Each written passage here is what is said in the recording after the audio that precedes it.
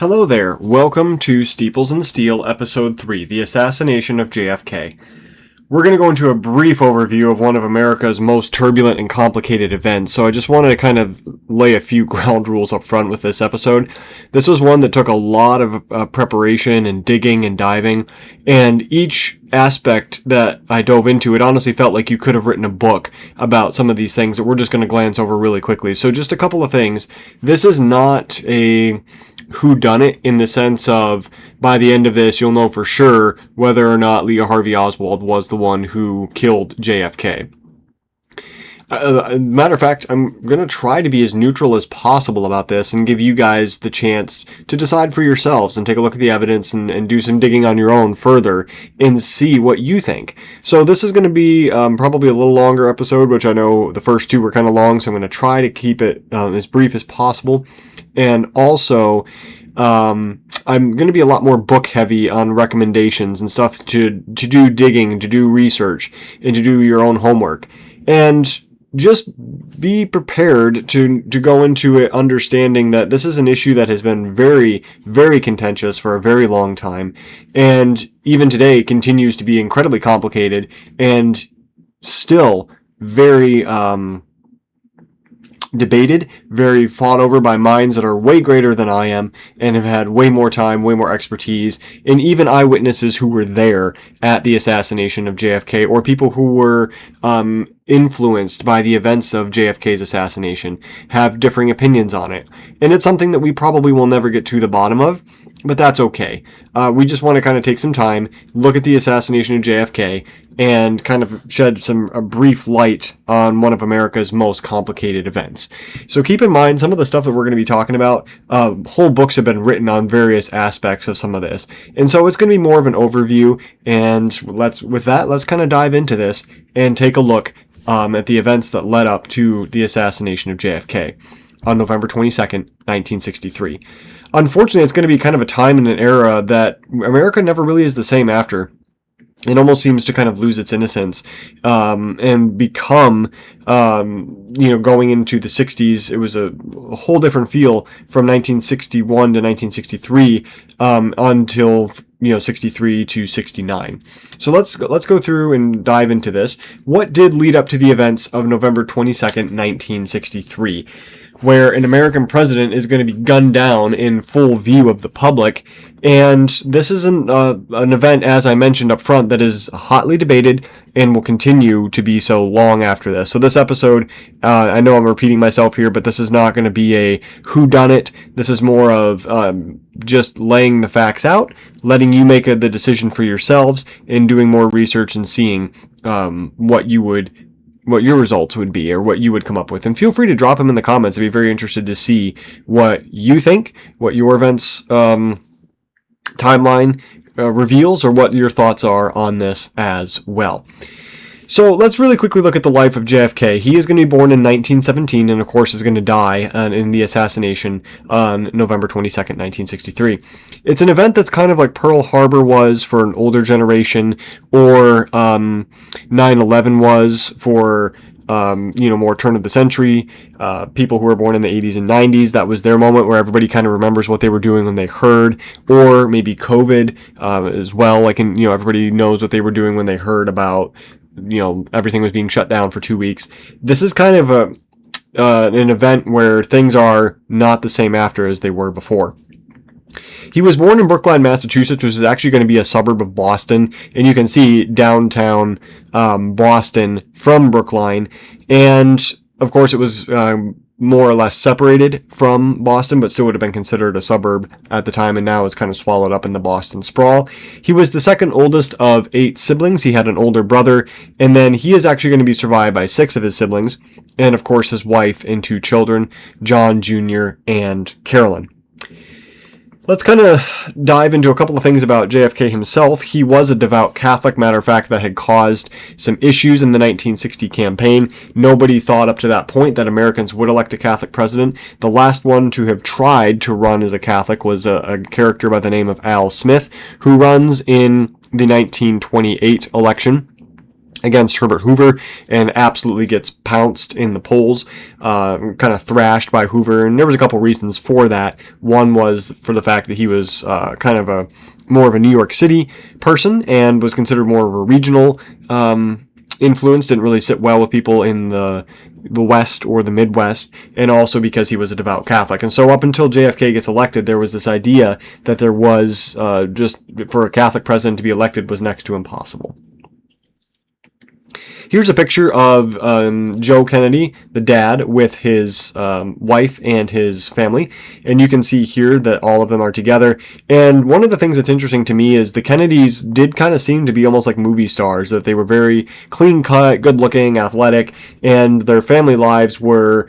when you played football or anything, the dad was really hard on his kids. Second place was considered first loser in their house. And so everything was done with your hair on fire. You always were at the competitions, trying to outdo each other, trying to outcompete each other. And Joe Kennedy's going to be kind of great at that as well. The thing that's interesting to me is, and there have been books written on this subject, the tragedy that really stalks the Kennedy family. You have, of course, JFK, who we'll talk about. You have the oldest daughter, Rosemary. We'll talk about her in a minute. We'll talk a little bit about Joe Jr., who is going to be the older brother to JFK, and then Kathleen, or Kick, Kennedy. And, of course, RFK is going to be gunned down a couple of years after JFK's assassination, about 6 years later. So some of the tragedies are going to stalk the Kennedy family, Rosemary in particular. A couple of things with her. When she was born, one of the weird things was when the mother was having Rosemary, they told her to basically hold her in the birth canal for a couple hours until a doctor could show up. But by the time a doctor did show up and she was delivered, it wasn't apparent at first, but clearly they're not, I guess, just keeping her in the birth canal for that long of an amount of time caused some brain damage. And it wasn't super noticeable, but she did, as she got older, it became more and more apparent that she had the capacity of about an 8 to 10-year-old mentally. And so one of the things that was really kind of interesting and also sad about this, as we'll mention, she started to kind of act out a little bit. And that really grated on Joe Kennedy, the father, who wanted to have kind of this picture-perfect movie star type family. And he had been, planning on running for president himself. That's not going to happen. We'll talk about that in a minute. And he's going to groom one of his kids to run for president. So the father, Joseph Kennedy Jr., was promoted by FDR as the first head of the SEC, which is the Securities and Exchange Commission, after the stock market crash of 1929. Ironically enough, that's how Joe Kennedy is going to earn his wealth. He's one of the richest men in America at the time, was in stock investing. And he actually is going to get out when he says, when my shoe shine boy was talking about buying stocks, I knew it was a good time to get out. But he's going to get his money through slightly fishy means. And you'll see this, unfortunately, as we're going through this. Joe Kennedy is going to be probably the fishiest member of the Kennedy family. He became an ambassador to the United Kingdom, and he ends up getting recalled to the U.S. because he is openly outspoken that Nazi Germany is going to crush Britain in an upcoming war, and as a result, Britain should just make a peace agreement instead and not worry about fighting Nazi Germany. They should just make a peace treaty and surrender. This is going to be kind of out of touch, especially in 1938, 1939, and you're gearing up toward World War II. And what ends up happening is FDR is going to end up recalling him and basically kind of pigeonholes Joe Kennedy and says, you're done. You're basically kind of mothballed now. One thing I did want to mention is that Joe Kennedy the father is actually going to survive the Wall Street bombing that occurred in downtown Manhattan, where there was basically a horse and buggy that was loaded with explosives that was parked outside of where the Wall Street Stock Exchange was, and it was a massive bomb that went off, and never really did figure out who did it. They're not sure if they were targeting JP Morgan, but Joe Kennedy is actually going to be there as a youngster and remembers, survived the Wall Street bombing that ends up happening. He is going to be known as a notorious womanizer. Excuse me. Unfortunately, this is a habit that he is going to pass on to his his children. And there are stories, and I'm not going to get all the nasty, nitty-gritty details of it. There have been many books written on the subject. But there was rumors that he and his sons are sharing women, that there are... that basically Joe is any woman he can get. He's, trying to entice into his hotel room or wherever it is. And unfortunately, I mean, he's just a notorious womanizer. That alone, to me, when you read some of the stories about the things that he's doing and conducting around his wife is bad enough. And his wife did know about it. But it was almost that idea of there's no glamour, there's no beauty in being the divorcee of anybody that famous or that popular. And I guess at one point, Rose Kennedy, the mom, had actually met one of the mistresses, and she said something to the effect of, you can have him during the day or whatever, but I'm the one that he calls his wife and goes home to eventually, kind of thing. Basically, saying something to the effect of, I'm the wife and you're never going to have that. The one thing that is crazy is he's going to have his oldest daughter, Rosemary, lobotomized because she was rebellious and he thought that it would make her more agreeable. So they have this top secret kind of controversial surgery done where they basically cut off or kind of separate a part of the brain, and the idea was that it would help make you more malleable, make you more agreeable. And what ends up happening is it actually is going to permanently mentally damage her, and she goes from having the mental capacity of a 9, 10, 12-year-old all the way down to about 4 or 5 years old. And the part that is wild to me is, for a very long time, the dad covers it up from the rest of the family. They say she's just pursuing her studies somewhere else. They have no idea what's actually gone on. And the mother visits her, I think, once when she finds out what happened. And Rosemary screams and shrinks back at the sight of her, as you can kind of imagine. And it was decades until the siblings realized what had happened. And to me, that alone is incredibly disturbing. Here's a picture of Rosemary before she had the lobotomy with a friend of hers. Rosemary is on the right. And then you have a couple other pictures here, and you can see JFK with his arms around his sister. It almost looks like something you would see now, like in a dating profile. So I'm not sure why that picture was the way it was. I guess things were different back in that day and era, but that's her. And then you can see a picture of her in the middle. And then that's a picture of her in kind of like a nursing home that she was in for most of the rest of her life. It is really kind of sad and tragic. And it was kind of kept secret and kept hush-hush because they didn't want to ruin the Kennedy mystique. And so he basically, the dad, lobotomizes his oldest daughter to try to make her more agreeable. And that has been, there's many stories about that if you want to dive into it, but it's really kind of sad. And then I think I accidentally put on the wrong slide. I do apologize. That the father was Joe Kennedy Jr. It would be the son. And so he's the oldest, and this is the one that the dad is preparing to be president, and he's kind of grooming him to run for president. And of course, he's got the Kennedy looks, he's got the Kennedy name, and he is, his dad is all for him running to be president. He's going to serve in World War II for the U.S., and he flies B-24 bombers in Europe. And what's going to end up happening is he hears about his brother JFK's harrowing feats in the Pacific, and some people think that he may have been trying to one-up his brother, which if you've read anything about the Kennedy family, that was not uncommon at all. People talked about that, touch football or football games, people would be full-on running full speed into trees. It was absolutely, crazy stuff, trying to outdo each other.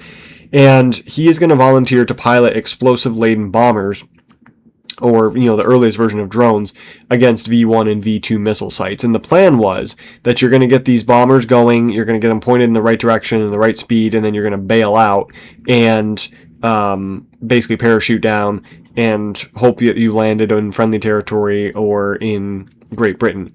So they take off from Britain. They're going to end up going over, I think it was on their way across the channel toward France, and the plane blows up midair. And one of the guys who was flying this top secret mission said it was the biggest explosion he saw until he saw pictures of the atomic bombs going off. And it's pretty apparent that Joe Kennedy Jr. did not survive. And when his dad hears about this, he's kind of beside himself. That was his plan, was that His oldest son was going to run for president, and he was going to come back and run for Congress and work his way up. And now he has to kind of go to option number 2. And so he dies, Joe Kennedy Jr. does, at the age of 29, and he's going to end up trying to one-up JFK's heroism in the Pacific. That is, it may very well be a possibility that that's what he's trying to do, is he's trying to show that I'm just as brave as my younger brother. I can't let him show me up. Either way, we will never know. So now JFK is going to be next in line to run for president. This is a picture of him here with his brother, Joe. And then you can see all 3 of them, the dad, Joe Kennedy Jr., as well as JFK. The next tragedy is going to be Kathleen Kennedy Cavendish, and her nickname was Kick. She's the second oldest daughter after Rosemary, and she ends up falling in love with and marrying an Anglican, and her parents basically kind of cut her off. They tell her, if you're going to get married to an Anglican, your children are not going to be raised Catholic. We want nothing to do with you. You're done. And she marries him anyway, and the parents are true to the word. They don't even show up to the wedding. They basically kind of isolate her from the family, and Joe is actually going to be the only one that's actually there at the wedding, and he walks her down the aisle. JFK, of course, is recovering from the PT-109 incident we'll talk about in just a second, and then RFK is going to be military training, and the other ones were too young.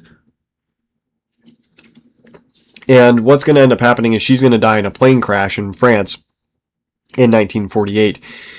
She's apparently on her way to meet with her dad and try to patch things up.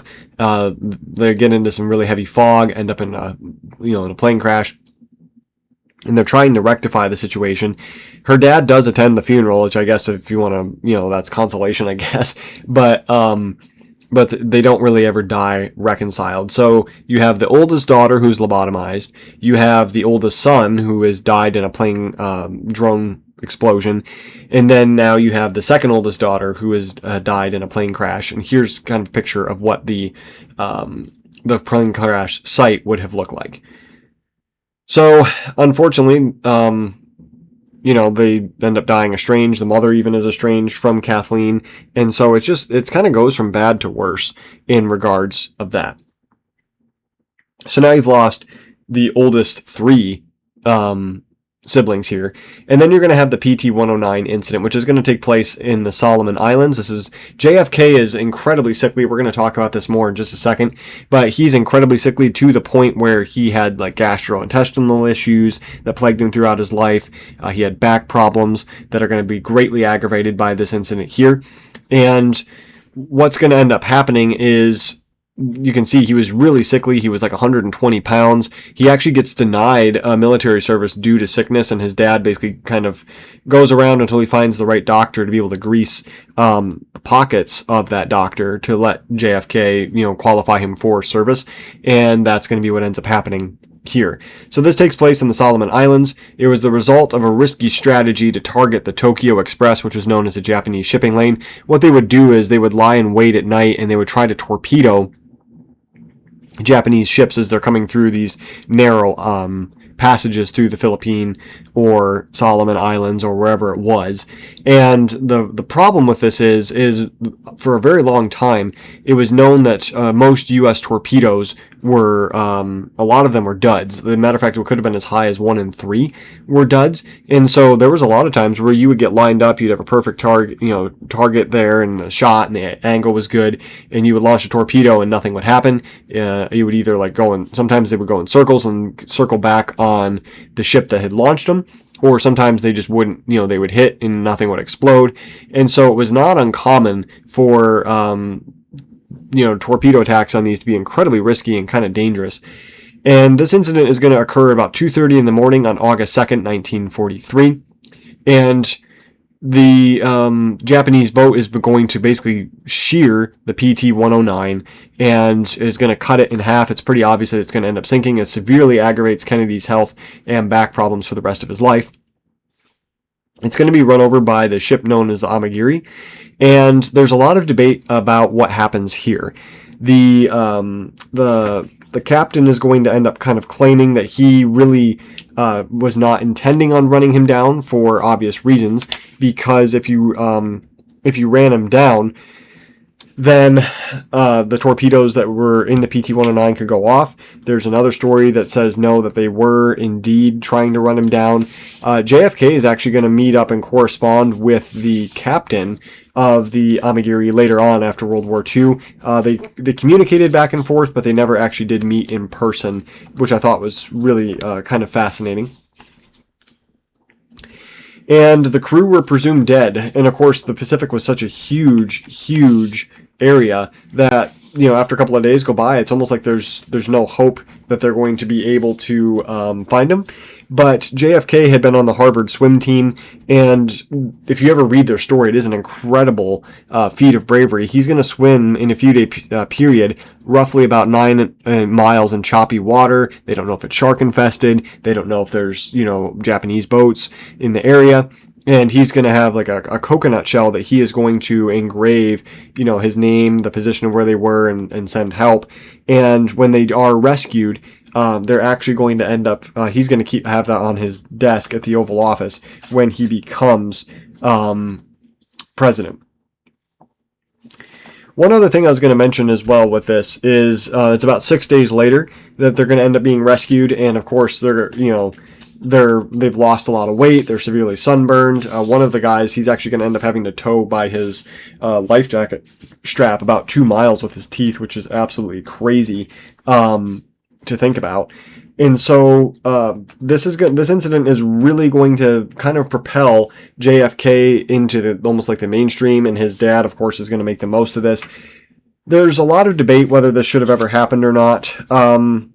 To be fair, it was a very kind of risky mission. Most people had talked about that they probably should have just hung it up and called it a night because they got run over at 2:30 in the morning.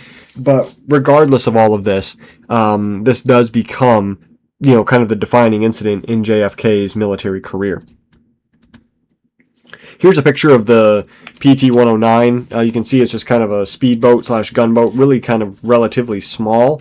Especially in comparison to the Japanese ship that is going to end up running her down. And you can see kind of her scale here. Here's the Japanese cruiser, and then you have the PT-109 for scale right here.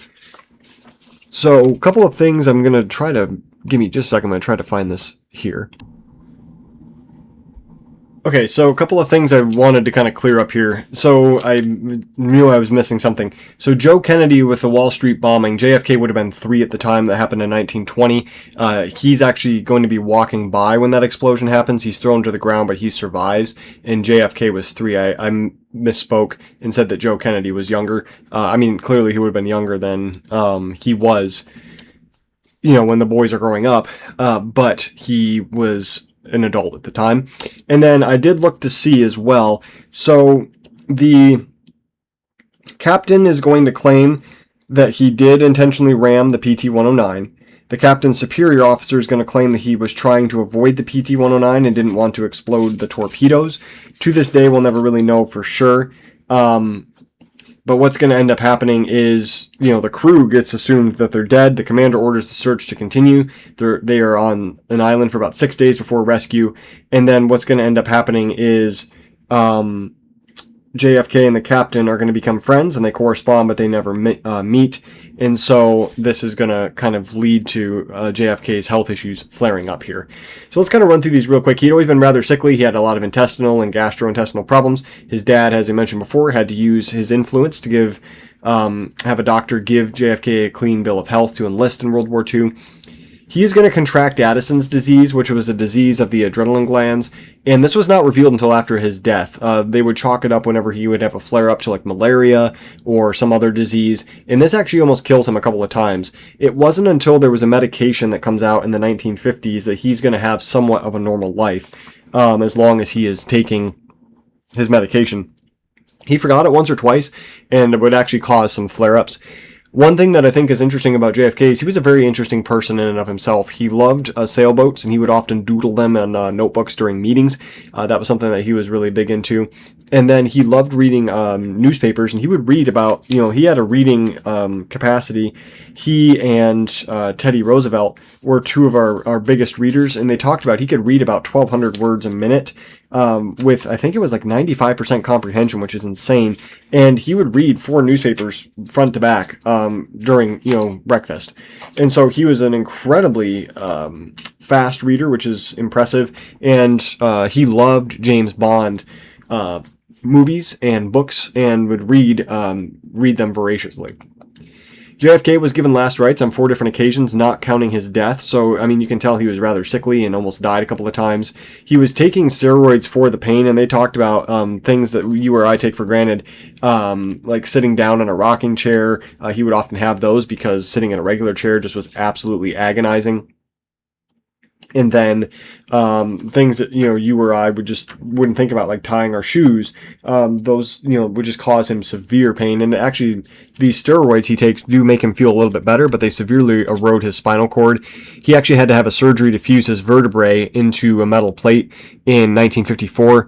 They tell him that he could end up getting abscesses from this because of his Addison's disease.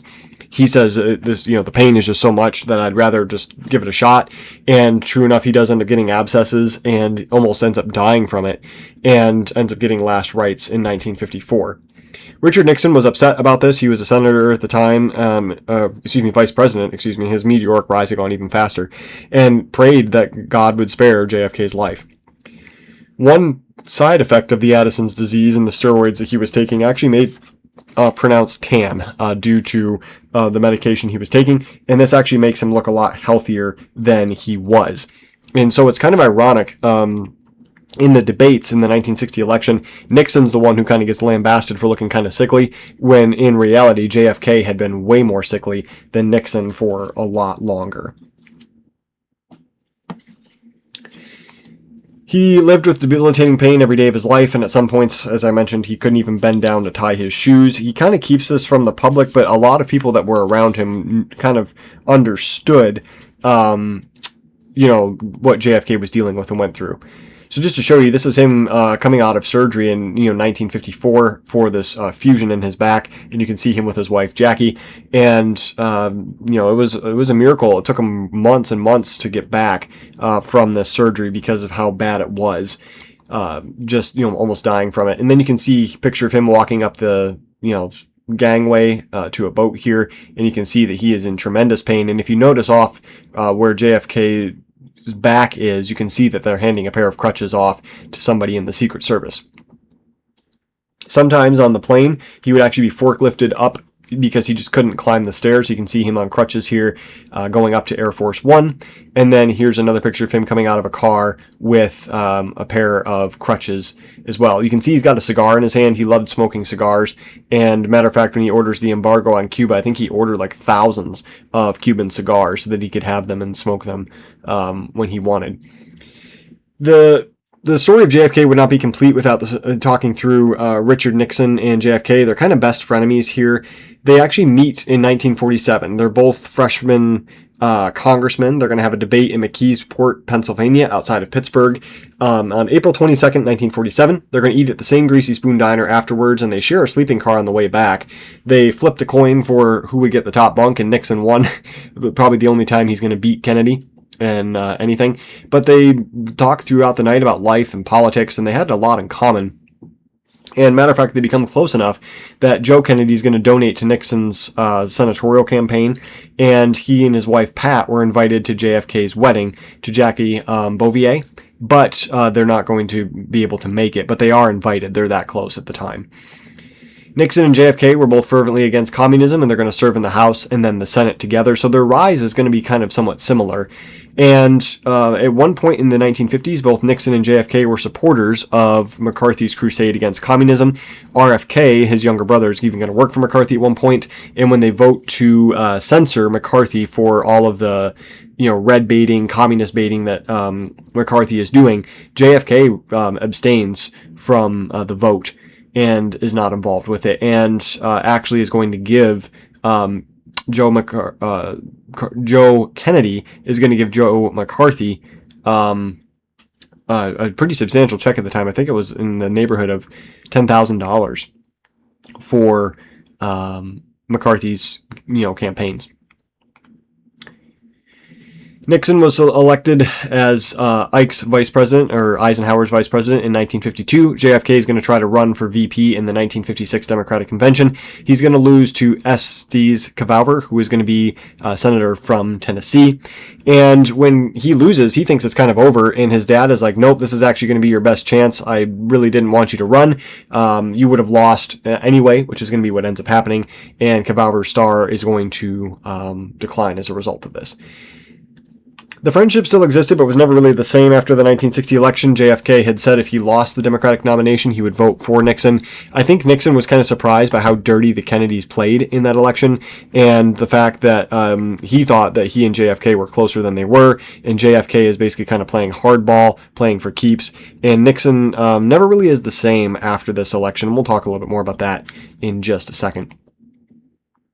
Here's a picture of Nixon and Kennedy when they're kind of freshman representatives here. You can see how sickly and gangly Kennedy looked back in the day, and then you can see Nixon was relatively young himself.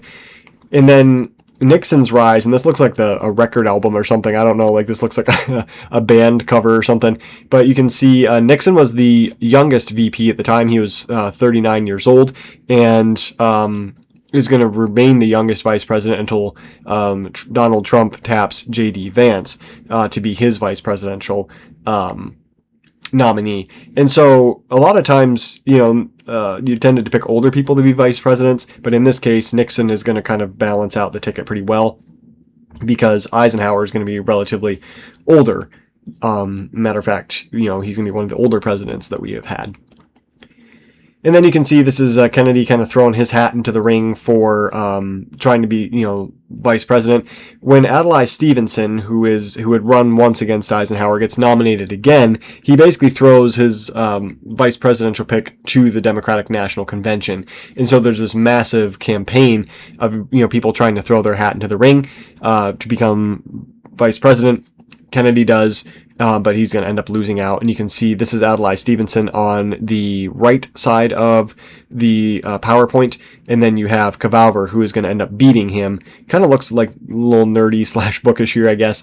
And he is going to end up beating Kennedy for the vice presidential nomination. But they're going to get destroyed by Eisenhower and Nixon in the general election.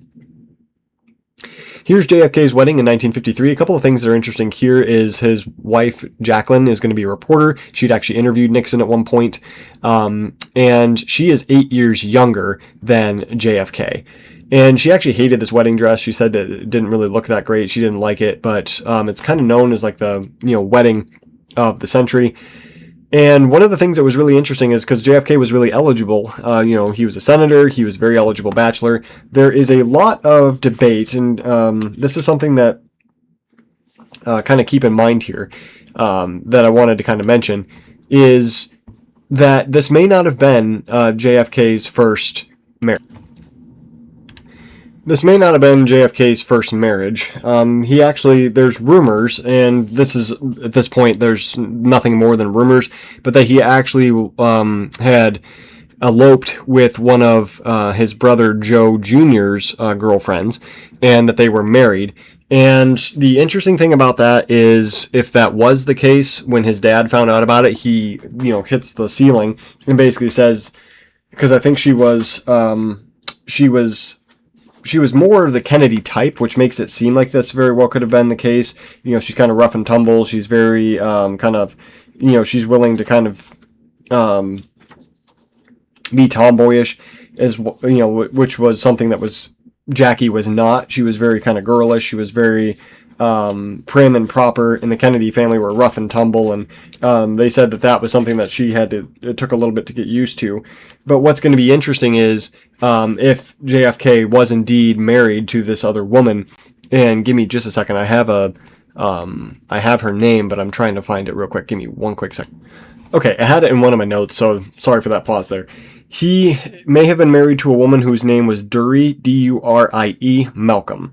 Durie Malcolm, and if indeed that is the case, he would have been married in 1947, and basically his father has it annulled and wiped from all the records. If that is the case, then this would not be his first marriage. There's a lot of debate about it. Nobody really knows for sure. The timeline seems like it could have happened, but there's no documentation of it, so it kind of faded out from history here. I guess his dad was just not really impressed with Dury at all. Didn't really think that she was, what JFK needed. And so if that is indeed the case, and he was married before he marries Jackie, then that wedding was annulled, and Dury never really talked about it for the rest of her life, never said, she denied it for the rest of her life, so kind of had to take her at her word at this point. With Jackie, she actually was engaged to somebody else when she meets Jack, and she breaks it off because she knows she wants to hitch her wagon to his star. And she knew that it was going to be a rough ride, but she wanted to kind of go along with JFK on the ride here. People had warned her. JFK was known as a notorious womanizer, and that's something that many books have been written about. Not going to get into all the details of it, but that a friend actually told her he's not going to stop when he gets married to you. And I think she thought, oh, I'll change him. I'll be the different girl.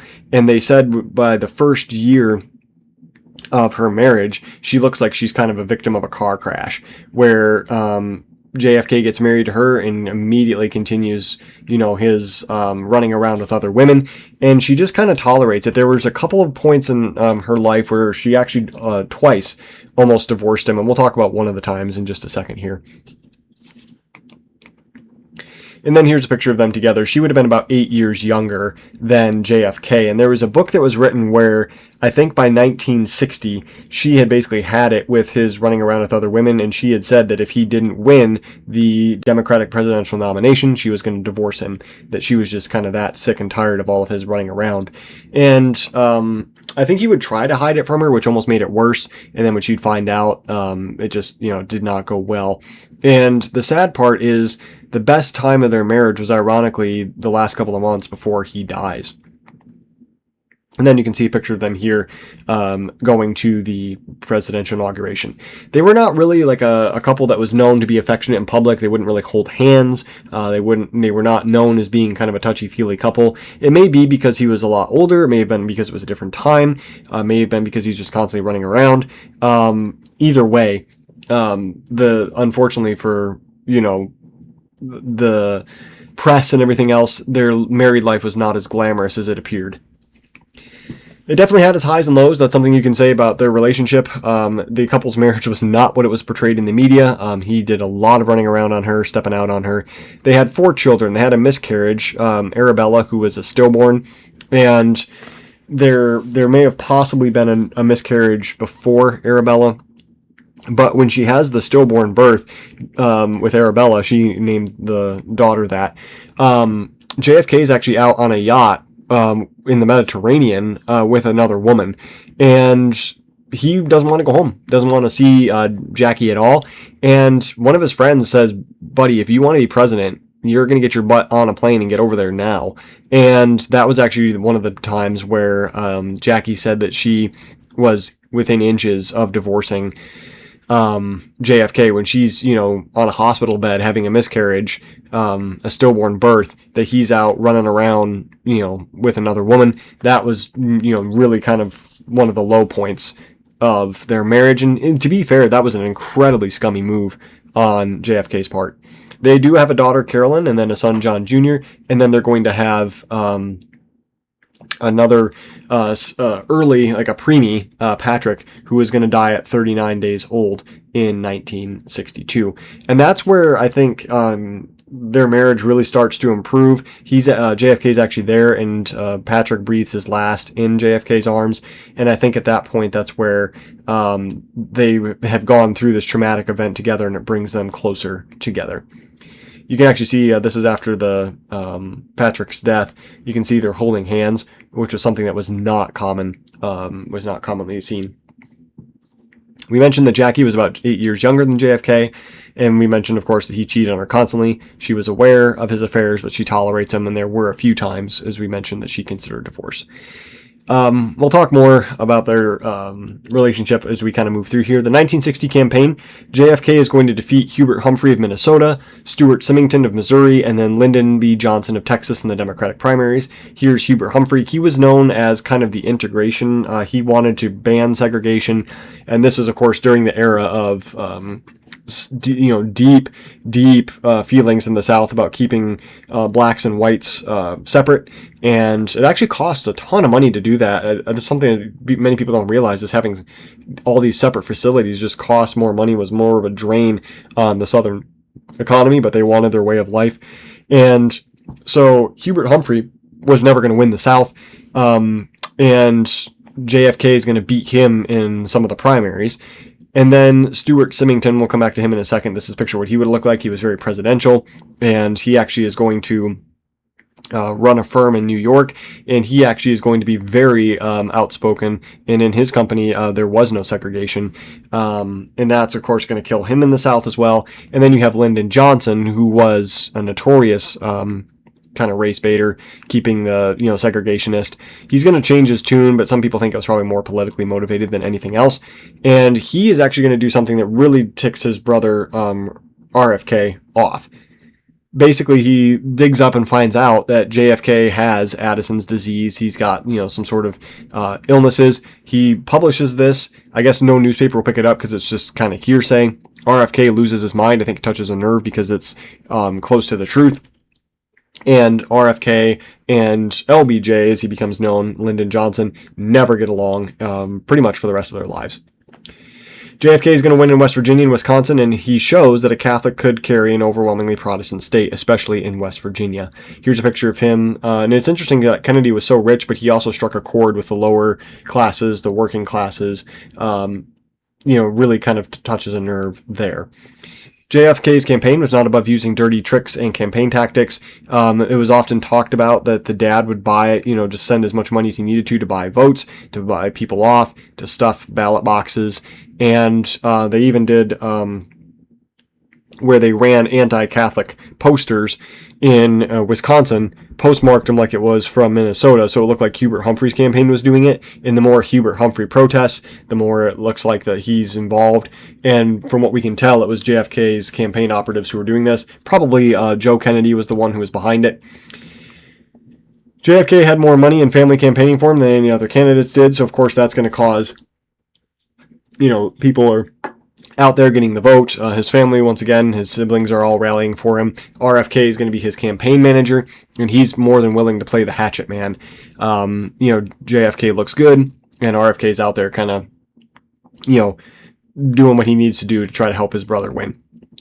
He's going to run against Richard Nixon, and he's going to face off against him in the first televised debates. There were 4 in total. At this point, Nixon's actually leading pretty heavily in the polls, and often when somebody demands for debates, that's usually because they're running behind, and so they're going to end up having these televised debates. And once again, this has probably been overblown a little bit. It was kind of a razor-tight campaign anyway.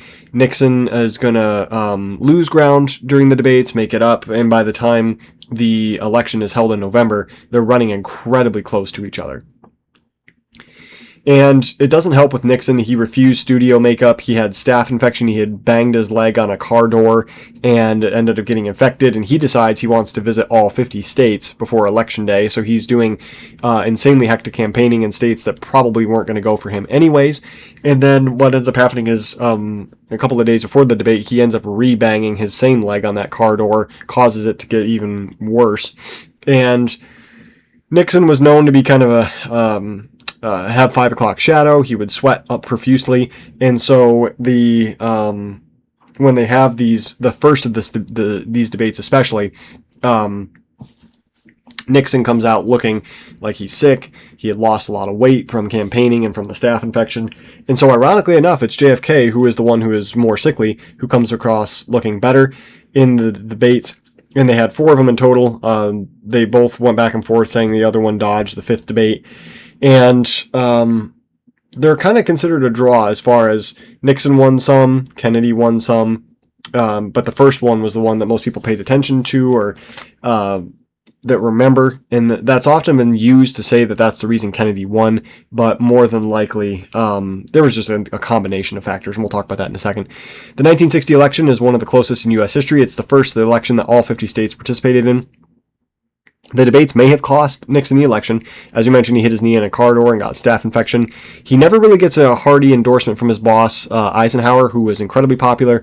They had actually asked him at one point, and Eisenhower said to his grave that he was joking about this, but it does sting him, is they asked him, can you name one of Nixon's accomplishments as your vice president? And he kind of says, if you give me a week, I'll think of something. And he said later that he had done that just as kind of tongue-in-cheek, but that really kind of goes in... kind of plays well in the media and kind of hurts Nixon. And it didn't help that in 1952 and 1956, Nixon really has to work his way onto the ticket. It never really feels like Eisenhower gives a full-throated or, hearty endorsement of him. And so that's something that Eisenhower regretted later, but doesn't help him in the 1960 election. He visits all 50 states, he exhausts himself, and then I think he was startled to realize just how dirty his friend was willing to play, including sacrificing the friendship and playing dirty. And then one thing that was interesting is picking Henry Cabot Lodge Jr. of Massachusetts to be his vice president was also a mistake. Most likely, Kennedy had beaten Lodge to become senator of Massachusetts, and Massachusetts was most likely going to go Democratic, so picking him was kind of an interesting decision. Henry Cabot Lodge Jr. also is going to be kind of that upper crust, where your last name, kind of that old society, your last name is what determines who you are, and all of this stuff where if you're trying to get lower class or working class voters, having someone who is a member of the upper class is probably not going to work out super well. And then Nixon doesn't court the African American community in the U.S. the way that Kennedy does, especially when Martin Luther King Jr. gets arrested. Nixon looks into it, realizes that it's a state issue, not a federal issue, and so he doesn't really do anything, whereas Kennedy phone calls his wife, promises to do what he can to try to help get him released, and that's where the African-American community really kind of swings over to Kennedy, but not as much as people have made it out to be present day. That does change a little bit, but Kennedy still loses in the South because it's not as solid Democrat as it used to be. They were known as the Solid South for quite a while. Kennedy is going to beat Nixon by 0.17% in the popular vote. You can see 34,220,984, so 49.72%, to 34,108,157. So basically, you can see it was a razor-thin margin, one of the closest elections we've ever had in the popular vote. It was a bigger electoral victory. Kennedy's going to win 303. Nixon is going to have 219. There were accusations of voter fraud that ran rampant about results from Illinois and Texas. Kennedy's going to win Illinois by about 9,000 votes out of 4.75 million cast. It was a 0.2 margin of victory. And most likely, Richard Daley, the mayor of Chicago, there was probably some mob interference in the election, and basically Daley gives this kind of quote where he's like, with the help of Chicago and a few close friends, you're going to win this election. And what ends up happening is more than likely, it probably very well could have been rigged by Daley. Kennedy wins Texas by 46,000 votes. There are accusations of ballot stuffing, especially along border counties. Supposedly, in some cases, there were more votes from some of these counties than registered voters in those counties. It's hard to know. Oftentimes, if you were black, you were kind of discriminated against, or Hispanic if you weren't able to pay the polling tax back in the day. And so maybe there were people who were able to cast a vote that weren't officially on the rolls, but Lyndon Johnson was notorious for doing this. He wins an election by like a super close majority, like 46 votes, and was known as Landslide Lyndon. He had lost the election before because his opponent did ballot stuffing, and so he's going to do the same thing when he wins, gets that nickname Landslide Lyndon. Nixon doesn't contest the results. He puts the country above personal politics and later becomes bitter about it. More than likely, Illinois could have been suspicious. Very well could have been. But it's a very close election. Like, Nixon's losing California in the evening. He comes back and wins it later on as they do the early voting and look at the outstanding votes. So it was very close and a lot of swings back and forth. Kennedy could have stolen the election. It would have been probably more due to his dad than anything else. But Nixon would have had to win both Texas and Illinois to have a chance at winning in the Electoral College. If there was cheating, it was most likely in Illinois. It very well could have been in Texas. People talk about elections being stolen. This one is probably one that's up there that probably has a really decent shot at being looked at as a stolen election. But as the years go by, Nixon kind of becomes really bitter about this. Everybody tells him, yeah, this was stolen, it was taken from you. And, Nixon's like, I should have been in there. And he really starts to become paranoid and bitter. And when he runs in 1968 and RFK announces he's running, that's like his worst fear come true. And Nixon is going to do some shady things himself leading up to Watergate. And then, once again, Nixon would have needed to win both Texas and Illinois to win the election. It would have been a tough task either way. Here's what the 1960 election would have looked like. You can see that the blue is going to be for the Democrats. The red is for Republicans. And then you can see in Mississippi, Alabama, and Oklahoma, Byrd, who is going to be a very pro-segregation candidate, is going to win about 15 electoral votes. So you can see the South is starting to splinter already along these segregationist lines. In the solid South is not going to be what it used to. Here's the results by county. If you're interested in taking a look and seeing, you can see kind of the results county by county of the 1960 election.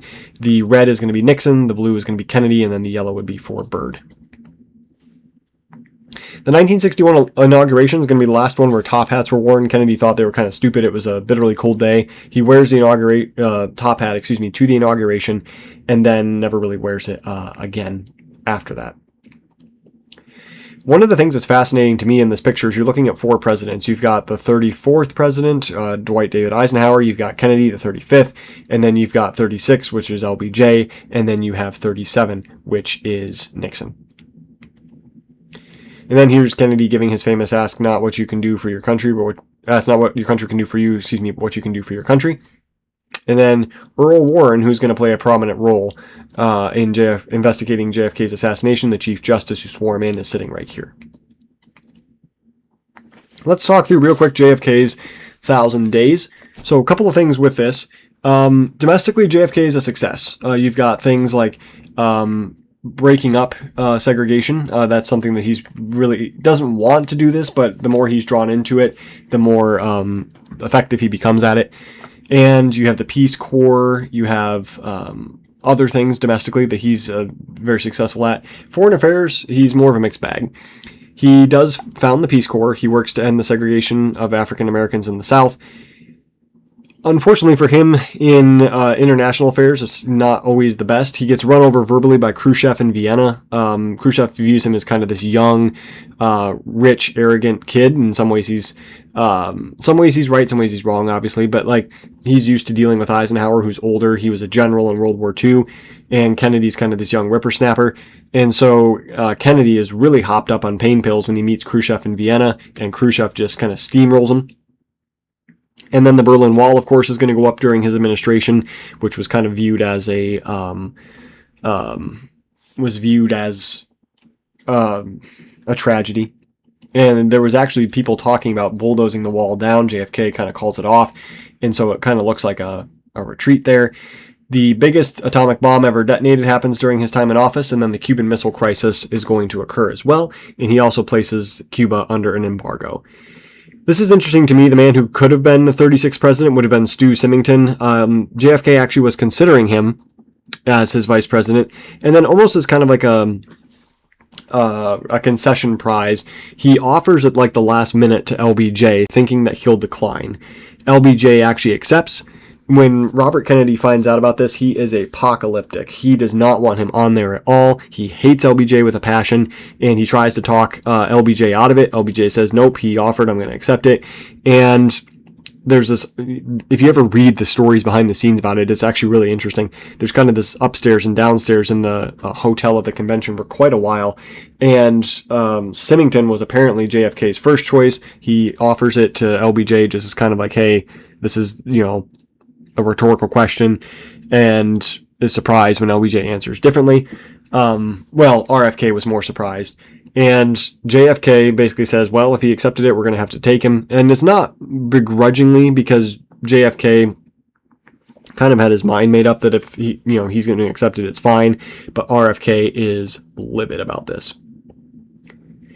So you have, of course, the Berlin Wall. Then you've got the Cuban Missile Crisis. You have the meeting in Vienna. And then the biggest nuclear bomb that had been detonated up to this point, the Tsar Bomba, which was a 50 megaton weapon. It was supposed to be double the size, but they changed it last minute. And they said that the cloud was 60 miles high, and the shockwave could be felt the third time around the globe. So let's kind of talk really quickly through some of the events of November 22nd, 1963. Kennedy has emerged bruised and battered, fighting Khrushchev and communism around the world. He's going to face a stiff re-election campaign in 64 against either Senator Barry Goldwater, who is known as kind of a war hawk and very conservative, from Arizona. You had Nelson Rockefeller, who was a governor of New York and was more liberal. He preferred Goldwater out of the two of these. And he actually feared the most running against George Romney, who was going to be Mitt Romney's dad. He was governor of Michigan. He needed to shore up support in the South, especially in Texas. There was a lot of debate. Nixon actually had given a speech or an interview saying that he was convinced that LBJ was going to be dropped from the ticket. That was one of the reasons that he was on, was because he was a segregationist and he was from the South. And I guess LBJ was actually thinking he's about to get dumped off the ticket. He was kind of relegated to almost uselessness. He got along with JFK all right, but RFK hated him, and he would call him like Uncle Cornpone behind his back, and LBJ would return the favor by saying the Kennedys were snobs and stuck-up elites. And so there was a lot of debate whether LBJ was going to be dropped or not. Dallas was known as a violent city at the time. A few weeks before, a mob had hit and spit on Adlai Stevenson, who becomes an ambassador to the UN. And there were rumors, as we mentioned before, that LBJ was going to be dropped from the ticket. The hatred between him and RFK, who was the Attorney General at the time, had been white hot for years. It's interesting that RFK becomes Attorney General. He'd never practiced a day of law in his life, but he is going to be named as Attorney General. And he does fairly good at it, especially breaking up segregation and forcing universities like Ole Miss and Alabama to allow blacks as students there. He brought Jackie along with him. She was his best asset when campaigning. Ironically, as we mentioned a little bit before, their marriage was the best it had ever been. They had become a lot closer after losing their son to Patrick. He was a preemie and had, of course, had died in his dad's arms. And interestingly enough, his dad really is going to be because of his sister, Rosemary, and then also because of his son, is really going to try to do what he can to help government funding for people with special needs and then also premature babies. There were a few other assassination attempts on JFK's life. You have one in Palm Beach in December 11th of 1960. And it was Richard Pavlik. He was 73 years old and a New Hampshire postal worker, and he had vowed that a Catholic president would never happen. He's going to load up his 1950 Buick with dynamite, and he begins stalking JFK to the point where, he had been around him a couple of different times, and he would send postcards to his postmaster of his old job in New Hampshire saying, "You, aka the town, will hear from me in a big way soon." And the postmaster puts two and two together, and he realizes the postmarks are matching JFK's movements and contacts the Secret Service. The crazy part is, even in spite of all of this, Pavlik gets around JFK 2 or 3 times after they're on the lookout for him. He at one point sees JFK coming out of the house to go to mass. JFK by this point was not a super devout Catholic. He used it to his advantage, but is also not really super serious about it. But he's going to mass because he's a president-elect. He probably should be going to church. And Pavlik is actually parked outside the house, and he says he doesn't want to kill a man in front of his wife and kids, and so he changes his mind. And it was interesting how close JFK came to dying from this. And then, incredibly, it takes 4 days for the police to find and catch him. And when they do, this is a picture of what he would have looked like. You can see his Buick loaded up with stuff, and you can see sticks of dynamite in the back. And then here's a picture of him not so happy on trial, and he is going to end up being sentenced. But it's crazy just how close he came to killing JFK. There were a few other plots that were put in as well. November 2nd and November 18th of 1963, there were Chicago and Tampa. Abraham Bolden, who becomes the first black Secret Service agent, had shed light on the Chicago plot. He's fired and put on trial for bribery. Some people think he was the fall guy for being the whistleblower of this Chicago plot. He is pardoned by President Joe Biden in 2022. And the plots involved disgruntled Marines with high-powered rifles from the tops of tall buildings with lots of windows, and would take place where the motorcade would slow for a turn, which is crazy because, of course, that's what happens in Dallas. They were supposedly organized by a Cuban exile named Homer Echeverria, and the reason for this was the Bay of Pigs disaster in 1961, where basically the CIA is having this plan to overthrow Fidel Castro. And the plan is kind of designed to fail, and they're hoping to force Kennedy into putting the full might of the U.S. Army into freeing Cuba. That doesn't happen. And so there were a lot of Cubans, maybe some that were funded by the CIA, or maybe some that were just mad and, powered by hatred altogether, who are going to really be mad enough to want to kill Kennedy. Bolden says the FBI was jealous of the Secret Service investigation and they're going to end up blowing the cover on the case. And Thomas Arthur Valley, who is going to be a Marine who had also served in Japan, like Lee Harvey Oswald, is going to be arrested after JFK's trip was canceled. And there's a little bit less info on the Tampa plot. I've read a book where they had a little bit more detail on it, but it was supposedly modeled similarly to Chicago. And keep in mind, one of the reasons that you often see the full name of somebody like Thomas Arthur Valley in this case is because on their police records, they have their full name. And so everybody would have known, like, for example, Lee Oswald is just Lee, but because he has Lee Harvey Oswald on his arrest papers, it becomes known to history as that. Here's a picture of Abraham Bolden, and he's going to be put on trial for bribery. He insists that it was because he is the whistleblower on this plot. He actually wrote a book about it, and I'll show that in a second. And then here is Thomas A. Valley, his mugshot here in Chicago.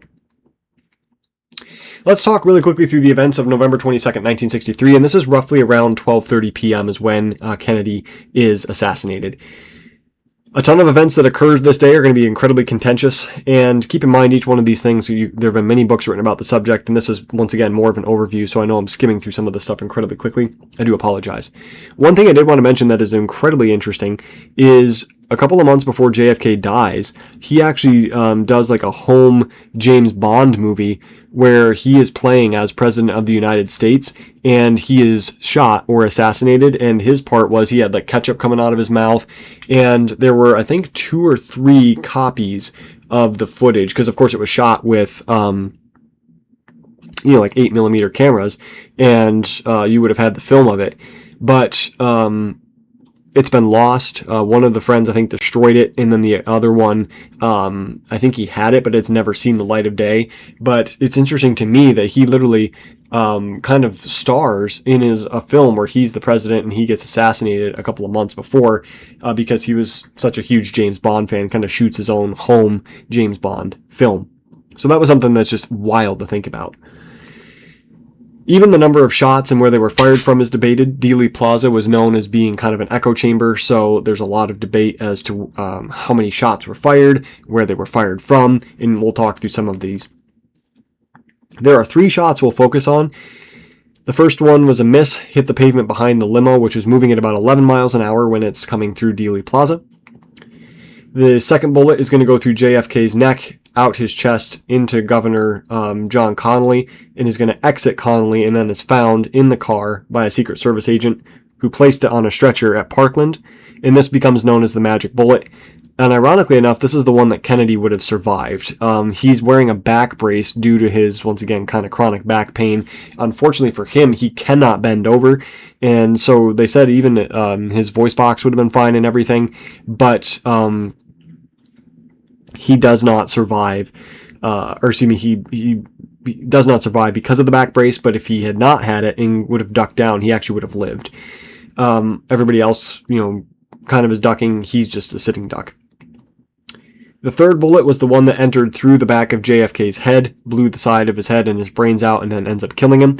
He pretty much is dead before, pretty much instantly here. And the Warren Commission is unsure as to which bullet was the one that missed. And so this is just kind of a hypothetical here.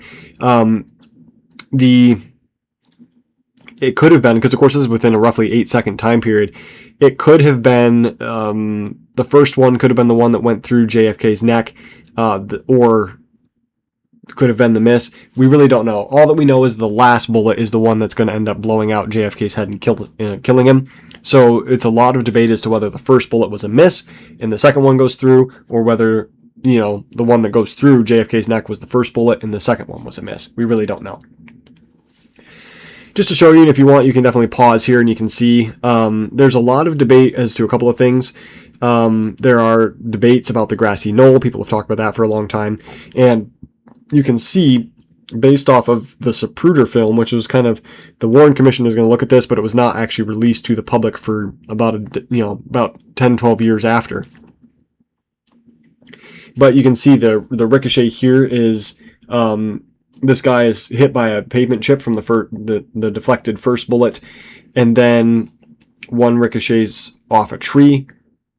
And then you can see, so he's kind of, even though the target's moving at like 11 miles an hour, and it's a pretty easy shot from the 6th floor of a window, there was an oak tree that was in the way, and then there's a puff of smoke that was seen by witnesses. You got the Zapruder films. This is where Abraham Zapruder is going to shoot from. And there's been a ton of debate to this day, because it's roughly, the film would have been about 17.3 frames a second. So it's not super clear. But what's going to end up happening is, they said that was roughly about 8.4 seconds. It could have been as short as 6 seconds in between shots, and it's led to a lot of debate with a bolt action rifle if you could get off 3 shots in 6 seconds. I mean, you literally have to be pulling it back, ejecting the spent cartridge, shoving the next one into the chamber and getting it off, all within a 2-second period. There's a lot of debate about that. Here's what Dealey Plaza kind of looks like, and you can see some pictures modern day. And it's been kept roughly the same, which I think is really cool, so you can kind of get an idea. From above, here's what it would have looked like. You've got the Union Pacific Railroad tracks, the underpass, and then you can see the grassy knoll, and then the Texas School Book Depository. One thing that was interesting is LBJ and Kennedy are only going to actually do 2 campaign tours together, and one of them was in Texas, and Judge Sarah T. Hughes, who is going to swear in LBJ as president, is actually sitting between the two of them in this photograph, which is just wild to think about that was 3 years before. Here is Adlai Stevenson, who's actually going to, he's the one that's off to the left in the first picture, and then he's going to end up getting hit in the head by a sign. And so he had actually warned people that Dallas was a very hostile city. Kennedy probably shouldn't come here, but he does. And you can see Governor John Connally behind Kennedy here with his wife, Nellie. And we're going to kind of run through some of these pictures pretty quickly, but this is them in the limo. And Kennedy had actually requested to have the top off. There was a kind of like a protective bubble. He wanted to be seen by the public. And Clint Hill, who is going to play prominently in the assassination and gives a lot of interviews, is going to be featured right here. And then you can see they go up to the crowd at the airport and are kind of waiting, shaking hands. The Secret Service was kind of worried about this, but Jackie's going to be given a bunch of roses. And then you can see as well, just the crowds wanted to see him and touch him. And you can see in this picture, they're actually holding hands, which is kind of cool. I think this is in Fort Worth, if I remember. No, they are holding hands as they're going from the airport. Here they are working their way through. You can see the driver's got his door open. He's using this to try to shield people from the car because the crowd was pressing so close. They were afraid that somebody's going to try to jump into the car. And then you can see the crowds, how close they're out on the streets here. They're going down. The thing that's sad is the parade route had been published in the papers days in advance, which gives people an idea of where to stand, but also an assassin, perfect place to set up shop. And the Secret Service was worried about all the windows, and they chose to kind of observe none of them, which is crazy in hindsight thinking about this. This picture to me is probably the one that's super eerie. They're coming around the corner into Dealey Plaza, and you can see the sniper's nest here. Oswald would have been in here at this time. And then you can see JFK is actually kind of brushing his hair back, but that's going to be the part of his head that ends up getting blown off.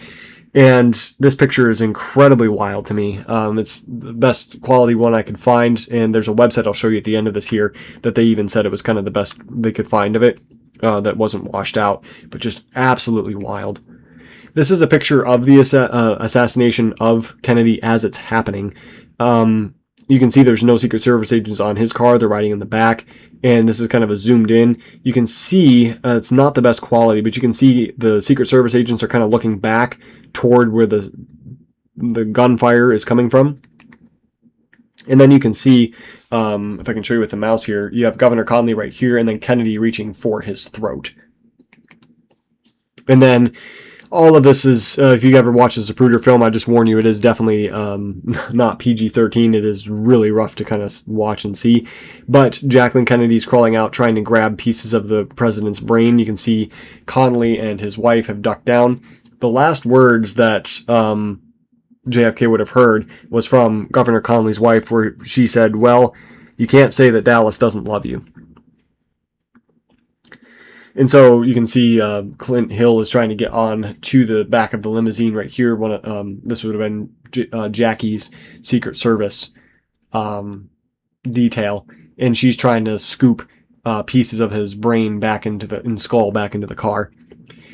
Here's another picture of as this is happening. You can see people running toward the grassy knoll here, and there's a couple people. There's Umbrella Man, and let me go back and show you. He's standing here holding an umbrella. There's been a lot of debate about him. How much did he know? What was he involved in? He claimed he was holding an umbrella as a symbol of Joe Kennedy's appeasement in World War II. You have the babushka lady, which has never been found. She's dressed up like a Russian grandmother. She is oddly composed as all of this is going on, and I don't know if she was filming or not. It kind of looks like she's filming, but she is oddly unruffled by the events surrounding this assassination and was actually never found. And then you have Zapruder would have been filming off to the side here.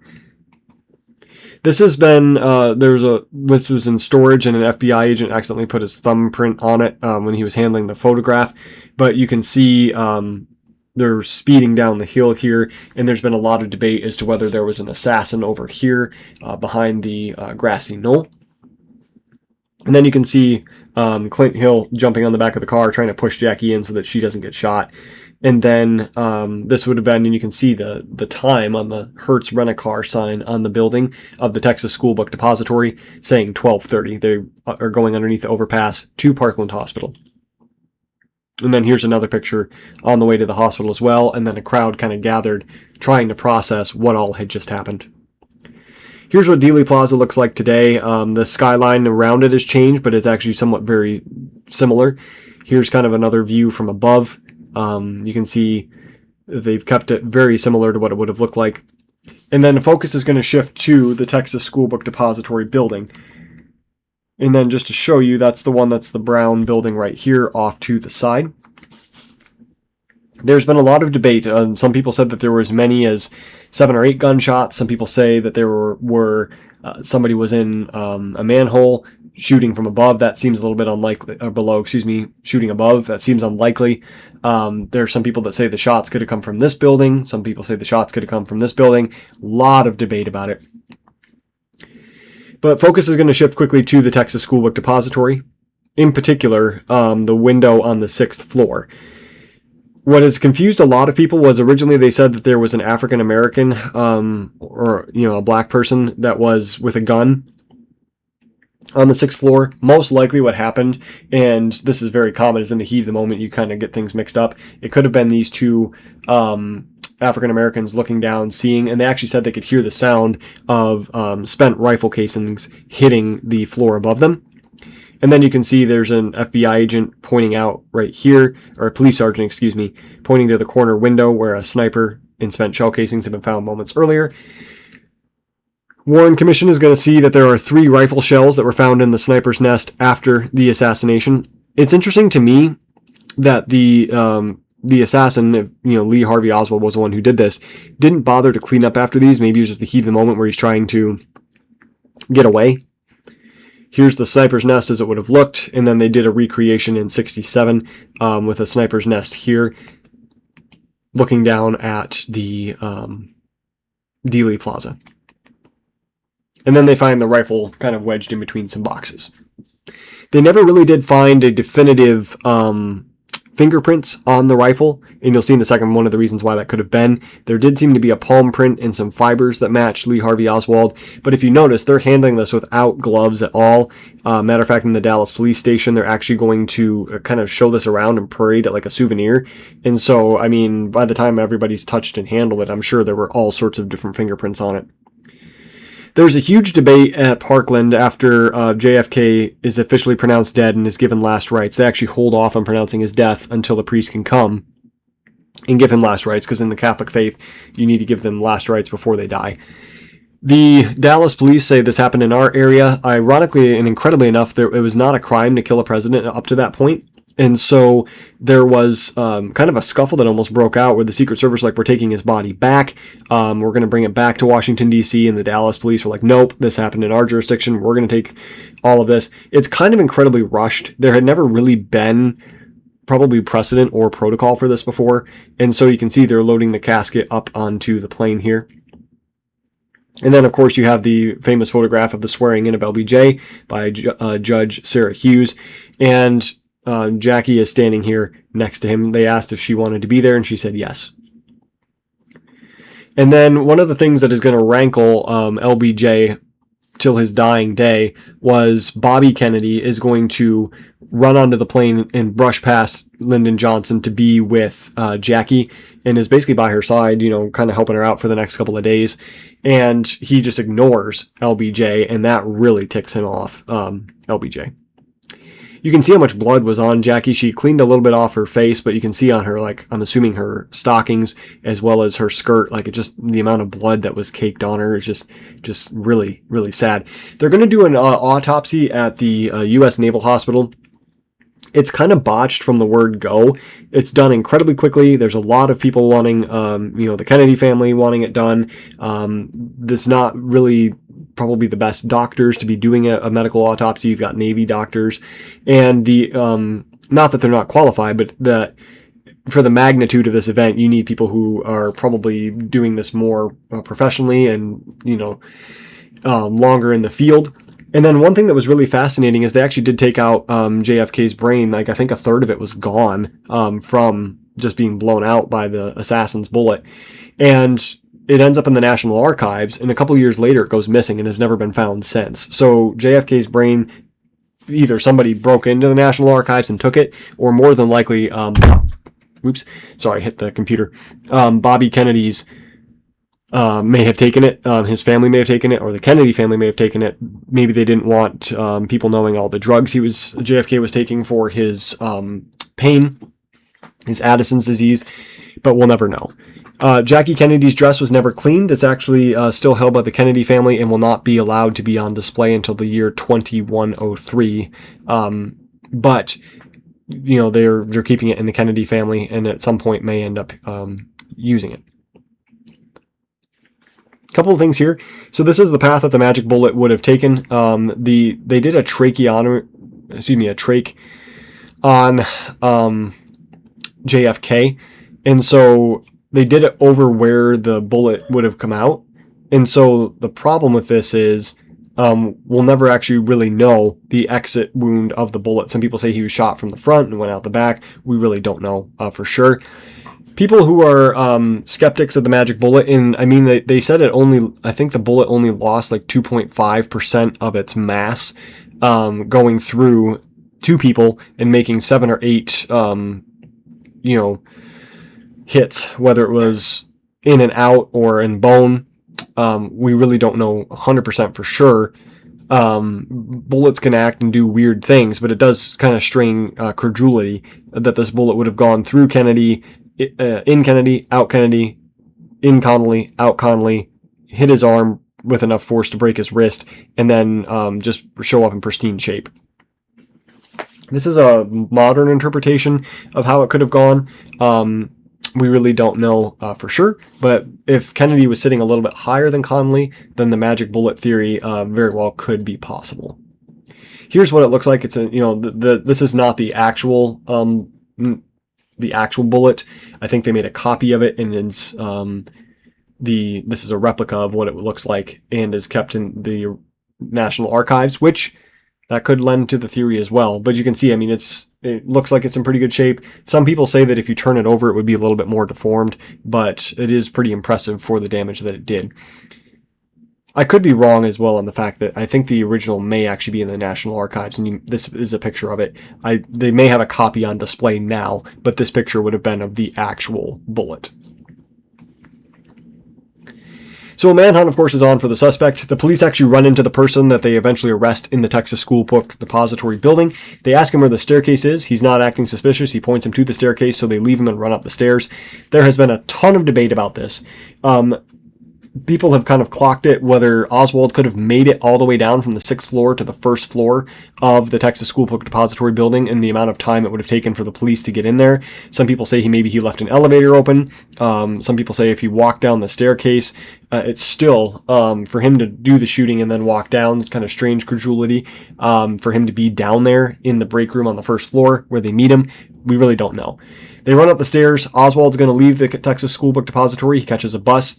His movements become kind of murky after this. He does go to his townhouse that he rents, puts a sweater on, grabs a revolver, and then leaves. Roll call is taken at the Texas School Book Depository building. Oswald is the only person who's missing.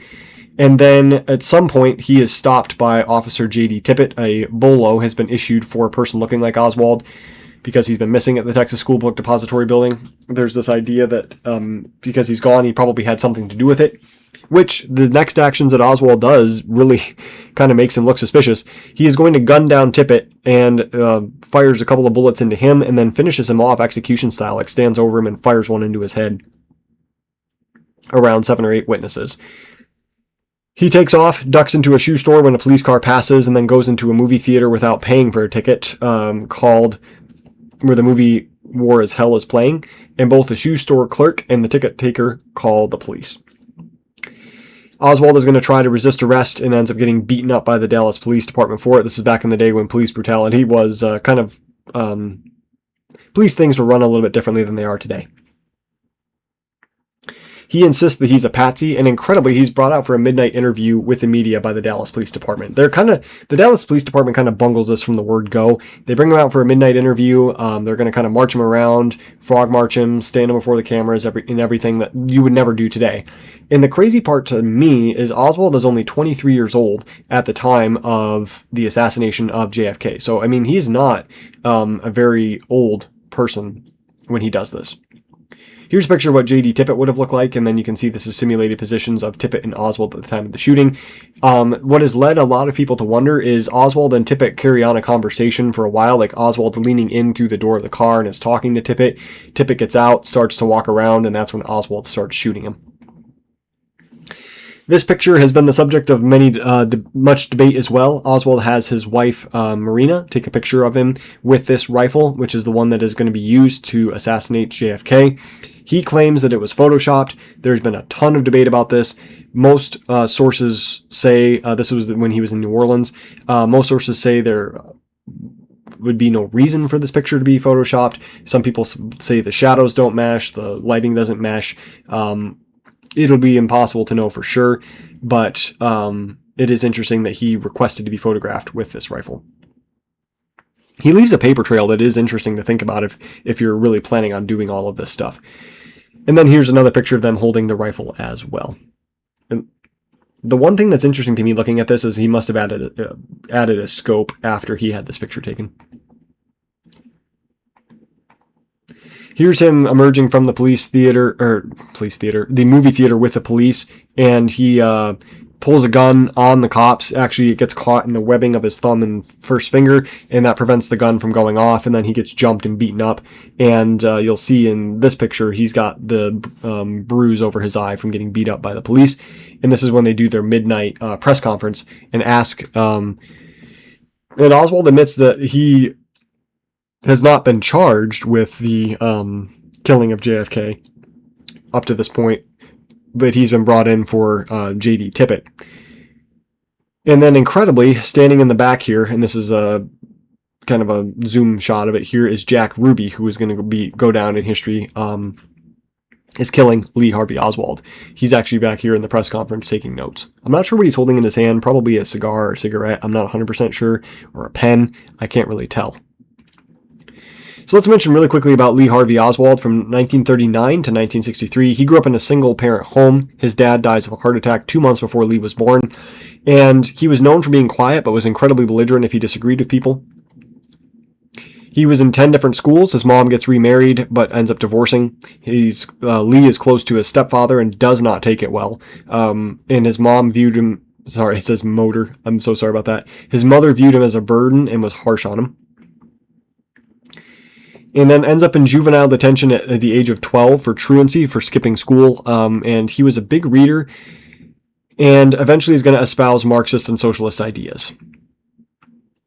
He ends up in the U.S. Marines at 17 and becomes a certified sharpshooter. This is another thing that people have kind of hung their hats on, is if Lee Harvey Oswald was a sharpshooter, why did it take 3 shots for him to kill Kennedy?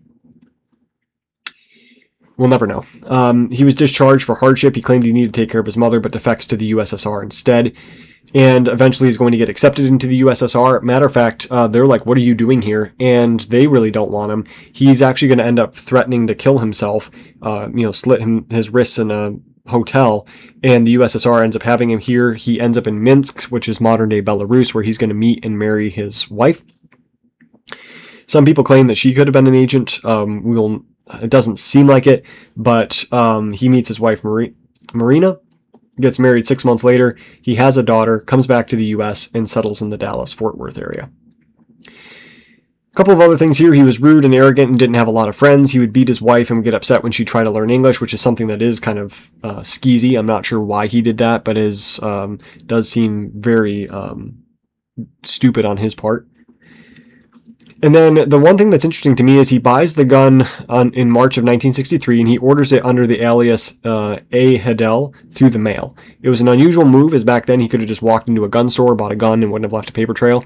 Gun regulations were a lot less strict than they are today, and so he could have truly just walked into any store, gotten that same gun, and it was not... I think he bought it for $20. It was not something that was, would have been super expensive for special order. He's going to end up taking a shot at Major General Edwin Walker, who is an anti-communist, was a very well-known segregationist, and was a member of the John Birch Society, and which was kind of a conservative-leaning society. But they do have some crazy ideas at some points where they think that Dwight Eisenhower had a stroke and died, and his brother was actually running the country. There were a few other crazy ideas that they would have had. That JFK is selling the country out to the communists, a couple of things like that. But what's interesting to me about all of this is Lee Harvey Oswald sits outside of Walker's house. He actually can see him silhouetted in the window. He shoots at him, but he misses and hits the actual, like, the wooden part of the window and not the glass itself. And the bullet wasn't found until a couple of days later. So Walker was a right-wing general who at one point was held in a mental institution by orders from Bobby Kennedy, but a grand jury wouldn't indict him. And then Marina recalled that he was planning on assassinating Nixon when he visited Dallas on a trip, but she locked her husband in the closet for the day, and Oswald never got the chance. He wants to go to Cuba next. He goes down to Mexico to try to get visas from the USSR, the Soviet embassy, but it was unsuccessful. This has led to a lot of debate as to whether somebody impersonated Oswald, what he was doing down there, why he was, under surveillance, going into the Soviet embassy, but nobody said anything. And then his second daughter was born about a month before he does the assassination.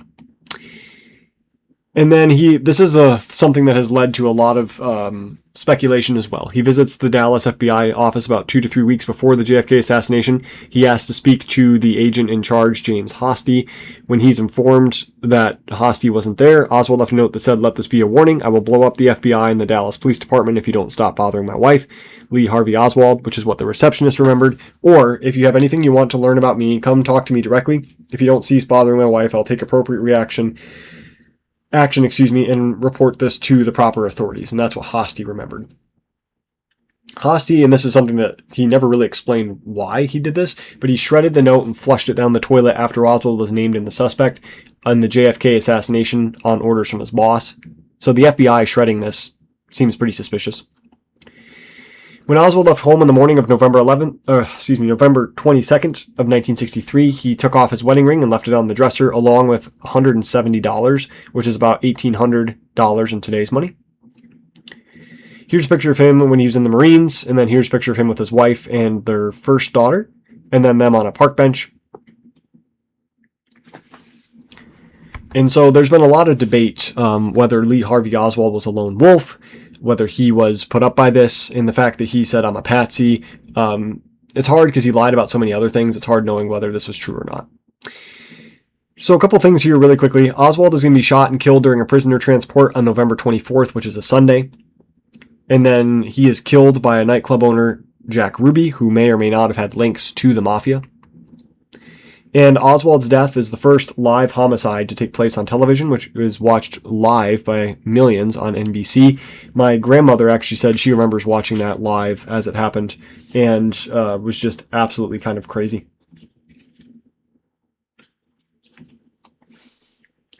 Ruby is sentenced to death for killing Oswald. It's overturned to life in prison on appeal, and he dies in prison in 1967, never really giving a good explanation as to why he did what he did. It was so spur of the moment that he left his dog in the car with the motor running when he went into the Dallas, when he went into where the Dallas Police Department, where the prisoner transfer was going to take place.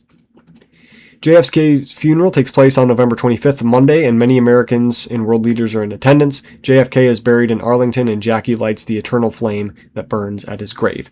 The eternal flame was actually done the day before the funeral, and when they called the place that was going to do it, they actually thought it was a prank and hung up. And when they called back, they realized, oh, this is the real deal. Oswald was also buried on November 25th of 1963, and the reporters were pallbearers because there were so few people that were at the funeral. Matter of fact, many cemeteries would not take Oswald's body. They said hundreds of thousands of people lined the rotunda to pay their respects. Jackie Kennedy's actually going to model this off of Lincoln's funeral from the assassination. And there were moments that everybody kind of remembers. Jack Jr. saluting the coffin, Jackie kind of, with Bobby Kennedy, and just kind of leading the nation in grief. And then you can see the famous picture here of Jack Jr. saluting the coffin.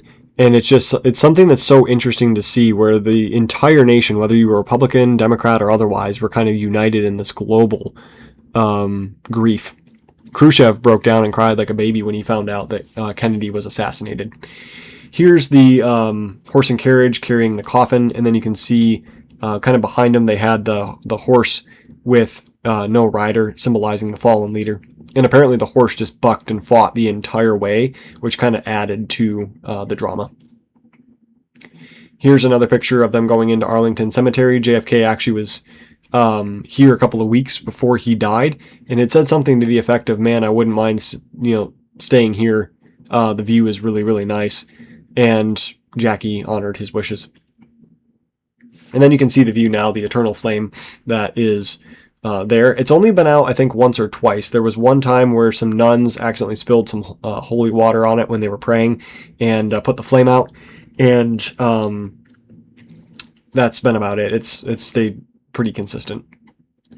Here's the what was caught on live television of Ruby assassinating Lee Harvey Oswald. Here's a picture of him on the stretcher. He is actually going to be taken to and is then going to end up dying in the same room as Kennedy did at Parkland Hospital. And then, interestingly enough, JFK, Lee Harvey Oswald, and Jack Ruby are all going to end up dying in Parkland. And then here's a picture of Lee Harvey Oswald's funeral, and you can see the reporters that are pallbearers here. And then you can see, I think, the mother of Lee Harvey Oswald, and then Marina with the daughter right here. And then there are some jurors who are on Jack Ruby's trial going for lunch break, and you can see the Texas School Book Depository building in the background. The Warren Commission is going to be put together to figure out who exactly killed JFK. This was headed by Supreme Court Chief Justice Earl Warren, who is the one presenting LBJ the Warren Commission's findings. There are two names that are really interesting here in the files. You have Gerald Ford, who is actually going to end up being Nixon's vice president when Watergate happens, and Spiro Agnew, Nixon's original vice president, was forced to step down. And then Gerald Ford, of course, is going to become president, and he's the only president to have been president who was not elected, either vice president or president. He replaces Nixon and is going to lose to Jimmy Carter in 1976. And then you have Allen Dulles, who was actually the former head of the CIA, who is going to end up getting a spot on the Warren Commission as well. It lasted for about 10 months, from December of 63 to September of 64, and is going to conclude that Lee Harvey Oswald acted alone. There were a couple of things that were really interesting, is that RFK, Bobby Kennedy, was never asked to testify. Basically, I guess in exchange for him not testifying, he was going to agree with whatever the Warren report did. And then the other thing was some of the evidence was kind of either overlooked or wasn't really looked at as thoroughly as it could have been. Interestingly enough, both RFK, Bobby Kennedy, and LBJ, even though they hated each other's guts, are both going to disagree with the findings of the Warren Commission. In 1976 to 1979, the House Select Committee on Assassinations concludes that JFK died as part of a conspiracy, and they also investigate Martin Luther King's assassination as well. Far from hushing up or covering up or putting to rest, is probably a better term, of what happened with JFK's assassination, it's just led to even more debate on the topic to this day. So we're going to run through this really quick. I've already gone probably way longer than I need to have, but I'm going to go over really quickly some things with who actually did kill JFK. The picture of on the left is him at the Berlin Wall, and then you can see him shaking hands with a coal miner in West Virginia. I'm going to go, and I'm going to do something a little bit different here. I'm going to go through a list of prime suspects, the pros and the cons of why they could have done it, or reasons for, reasons against, and then some books that will support each theory, and just leave it up to you guys to see what you decide.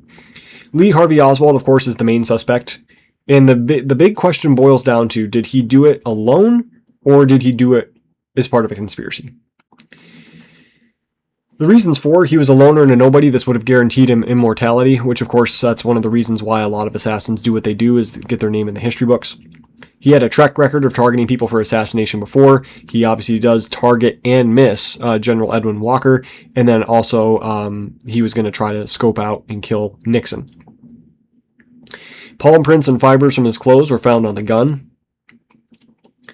And then the other thing is, why shoot and kill a police officer right after the hubbub of JFK's death if he did nothing wrong? That's one of probably the best ways to become a prime suspect.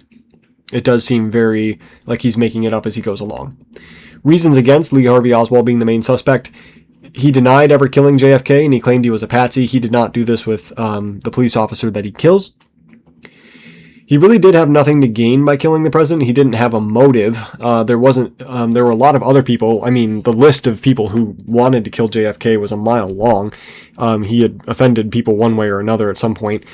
And out of all the people who do it, Lee Harvey Oswald doesn't really have a personal reason or any particular reason for killing JFK, aside from the immortality.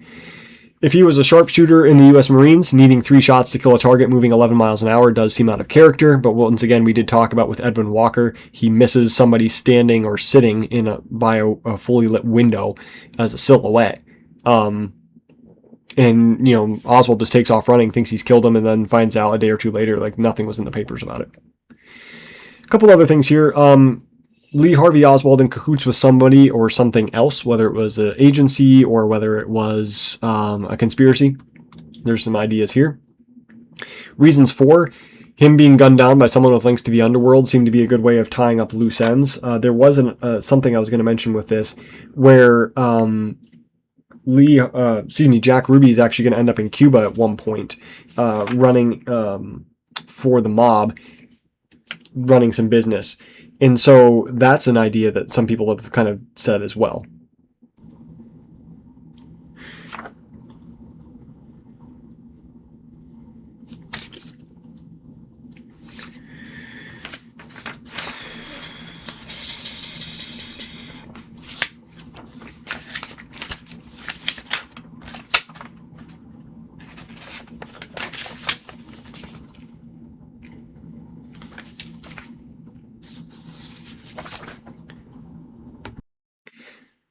So Ruby did end up visiting Cuba in 1959, and he may have helped Castro get released from prison and become leader of Cuba. That may be giving Ruby more credit than he deserves. He does seem, he was a nightclub owner, but he was a pretty kind of, which of course nightclubs did have links to the underworld mafia back in the day. But that does seem like something that maybe we're giving him more credit than he deserves. Ruby and Oswald are both going to visit New Orleans in the summer of ~63, which also seems kind of interesting. There's a lot of debate about that as well. And a couple other things I wanted to mention real quick here. That J. Edgar Hoover, who is the head of the FBI, admitted that current evidence against Oswald was not going to hold up in public, and there's been a lot of debate, and this is something that seems interesting, is if Oswald were put on trial today, would he be convicted for killing JFK? It's hard knowing. The Warren Commission certainly thought so, but then there's also people who said that he wouldn't have been. But I do think a commission trying to keep, because Johnson was terrified that if it was the Russians or if it was the Cubans that were looking at World War III, so you're under a little bit more political pressure. But if you're in a courtroom, I do wonder if Lee Harvey Oswald would have actually been convicted or not, or if it would have been a hung jury. We'll never know, because Oswald never really talked much about anything with it, and of course was gunned down before they could really interview him any further. And then one thing that I was going to mention as well is Oswald ordered a Carcano Model M91 TS Carbon. It was not available, so he received a M91/38, which is the weapon he uses to kill JFK. So for those of you who are gun lovers, that might be something interesting to look at, that he originally ordered a Carcano Model M91 TS Carbon. It was not available, so he goes with it, gets a M91 M38. I don't know if there's a ton of difference or not, but I thought that was really interesting. If you hear some growling, I do apologize. There's my stomach be rumbling a little bit. I'm sorry. I feel like there's always something with everything here. So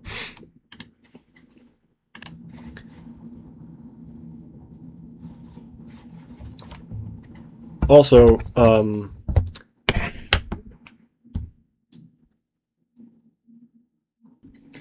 okay, I'm back. So sorry about that. I apologize for the pause, and I apologize for the pause, and then I apologize for the mic cutting in and out. I had to plug in my computer; it was running out. So thank you guys so much for listening. I appreciate your patience more than you know, and I'm sorry that for all the glitches and technical difficulties. I will definitely try to get those slimmed down for the next one, and I promise will be a little bit shorter, so I do apologize about that. So him being gunned down by somebody with links to the underworld would be a good way of tying up loose ends. Some people said it looked like a mafia hit. The other question was, where did Lee Harvey Oswald get the $770 when he was working $1.25 an hour, which would be $13.63 dollars an hour in today's money, to leave on his dresser when he left. He also left his wedding ring. There's a lot of debate about this too. He and his wife have been fighting off and on, and he had been beating her a fair bit, which is just so scummy. Anybody who beats their wife is just so scummy. But you're beating the one person who vowed to be with you for the rest of your life. Like, it's just so dumb. But he also took his wedding ring off and left it on the dresser as well. And I've often wondered about this. Is that something that you would do when you're leaving your wife? Because it seems like whatever he was doing, he knew he wasn't going to be coming back. Or is it something that when you're on a mission, if you're being hired by, in the military, you would often remove any wedding rings or identifying features so that people wouldn't know who you are, that you were married, if you were tied up or tortured or whatever. I've often wondered about that. And so that's just something interesting. The Chicago and the Tampa plots seem to follow the same MO, and they could have been orchestrated by the same group. So that's something that's interesting. Being able to get off 3 shots in 5 to 8 seconds with a bolt-action rifle would be tough unless there was another shooter. And the way that Kennedy's head kind of snaps back does seem to be interesting. If you were getting hit from the front, your head would snap back as opposed to being hit from the back. It's really hard to know, but that's something that people have been really kind of hung up on, and rightfully so, is getting off 3 shots in 5 seconds minimum, 8 seconds maximum would be tough. There's a few reasons against this. Oswald's movements afterwards seem to suggest he was escaping by himself. It's very random, very haphazard, and doesn't really seem to have much of a plan at all, unless the plan was for him to be, the stool pigeon and to be killed. If the USSR thought he was crazy, it's hard to imagine someone else wanting to hire him, and that is a good point, is that the USSR thought he was kind of nuts and didn't want anything to do with him, and figured he was just kind of loco. So it's hard to imagine another agency wanting to risk him. And then Dealey Plaza distorted sound, and it can make it seem like shots were coming from other places. Here's some books that are for and against Oswald being the shooter. Case Closed is probably the definitive one that came out in the early 90s by Gerald Posner. It's definitely it's a really good book about Lee Harvey Oswald being the one who shot Kennedy. This one, Vincent Bugliosi I've read this book. It is a massive book. It's like 1,400 pages. But if you want details upon details upon details, if you want to know every aspect of Oswald's life, if you want to know every theory about the assassination of JFK, this book is really, really good. I will say this. It is very, very in-depth, very detailed, very long. It took me probably a month from start to finish of reading it. And this was one that I would pause every now and then, because it's a lot. And if you're interested in it, surface level, it might be a tough read, but if you want to know like every detail about the assassination, this is a place I would recommend you. Last Second in Dallas by Josiah Thompson is a really good book as well, and he kind of goes based off of the audio that there's no way that that Oswald could have acted alone, that there would have had to be somebody else, based off of the shots, the audio. And so his book is also a very interesting read as well, he makes the conclusion that Oswald did not act alone.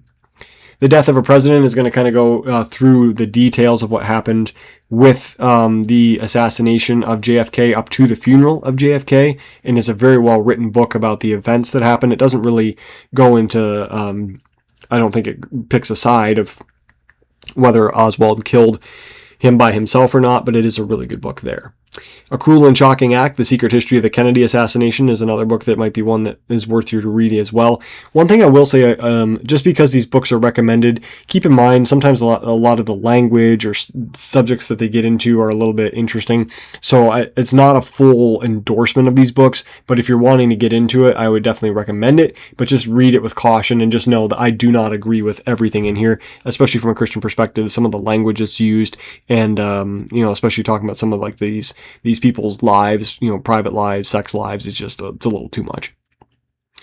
The CIA, reasons for the CIA doing this: they had a track record of overthrowing / assassinating heads of state before. They had Guatemala, they toppled the leader. The Democratic Republic of Congo, they actually had overthrown Patrice Lumumba, and they basically killed him. Iran, and then South Vietnam.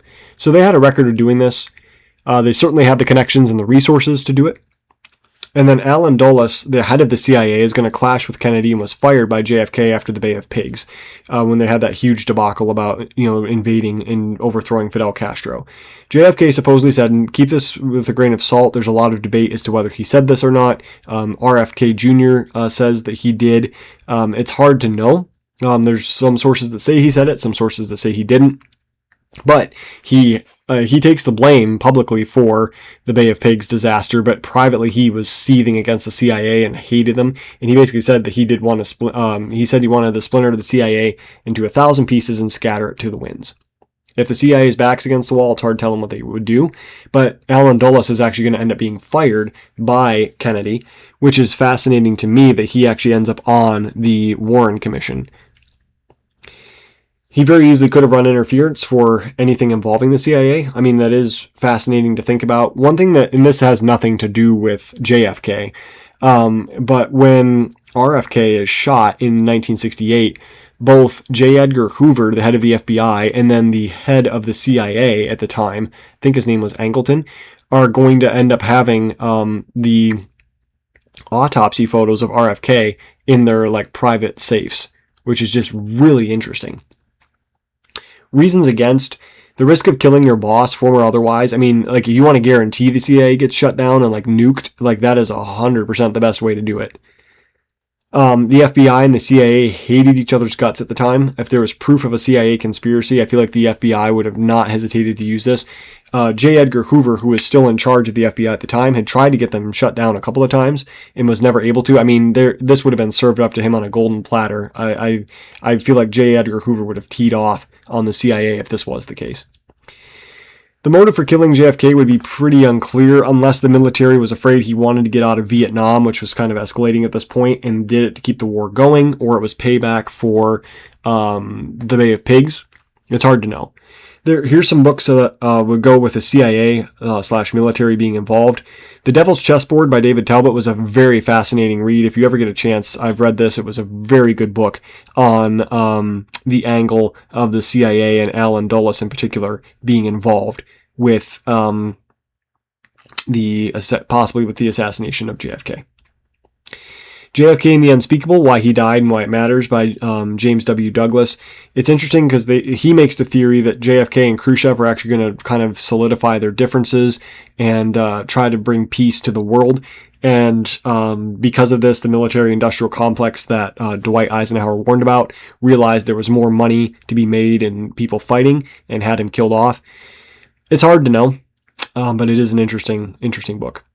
A few other suspects, the Mafia. JFK and RFK supposedly cut a deal with the Mafia in 1960. If they helped him win, then they wouldn't prosecute the Mafia. RFK does go back on that. Matter of fact, he is more. His big one is Jimmy Hoffa, who of course is going to end up disappearing himself under mysterious circumstances and is never seen again.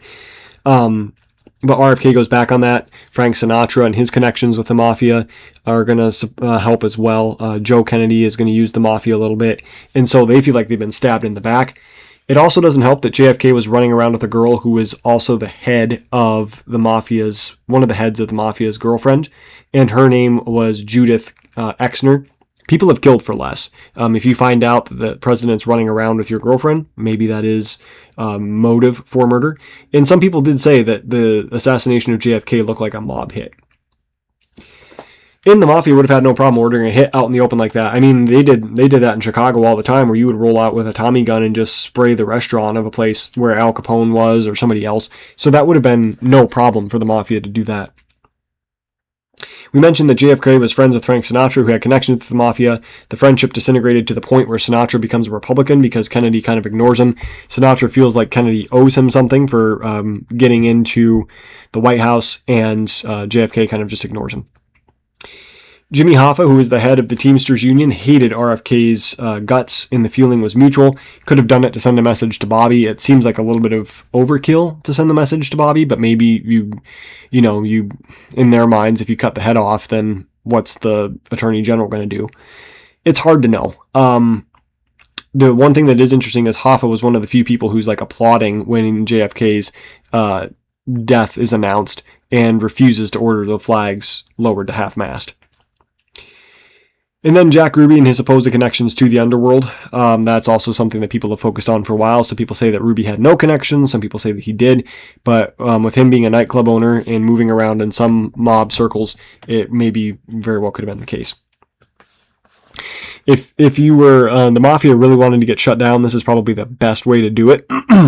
The U.S. had cut deals with the Mafia before in World War II. Basically, if you keep sabotage on the docks down, we'll let you smuggle all the drugs you want, provided they're smuggled to inner cities, which is one of the reasons why there was so much drug epidemics in the inner cities.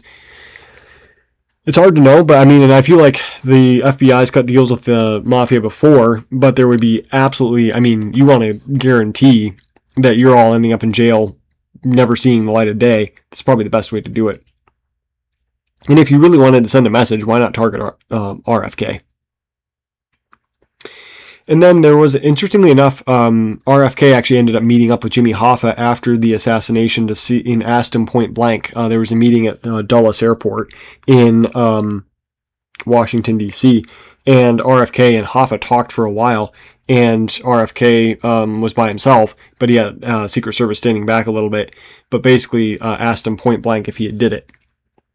And then the girl in this picture here is Judith Exner, who of course is going to be the one who is two-timing with both Kennedy and the head of one of the mafias. If you're interested, this book by David Sheen, Contract in America, The Mafia Murders of John and Robert Kennedy, he makes the claim that both John and Bobby were gunned down by the mafia. And then the last investigation, What Insiders Know About the Assassination of JFK by Gaten Fonzie. And then here's a list of prime suspects continued.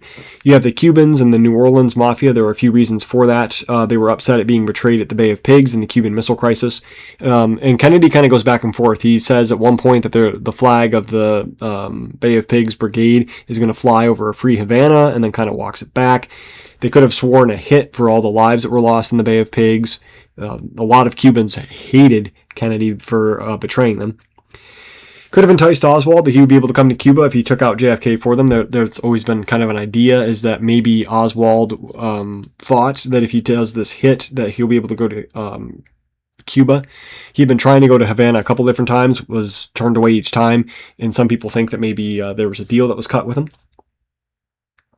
Reasons against this: killing JFK would not have freed Cuba from Castro. Matter of fact, Castro was concerned, excuse me, and rightfully so, that blame was going to be put on him.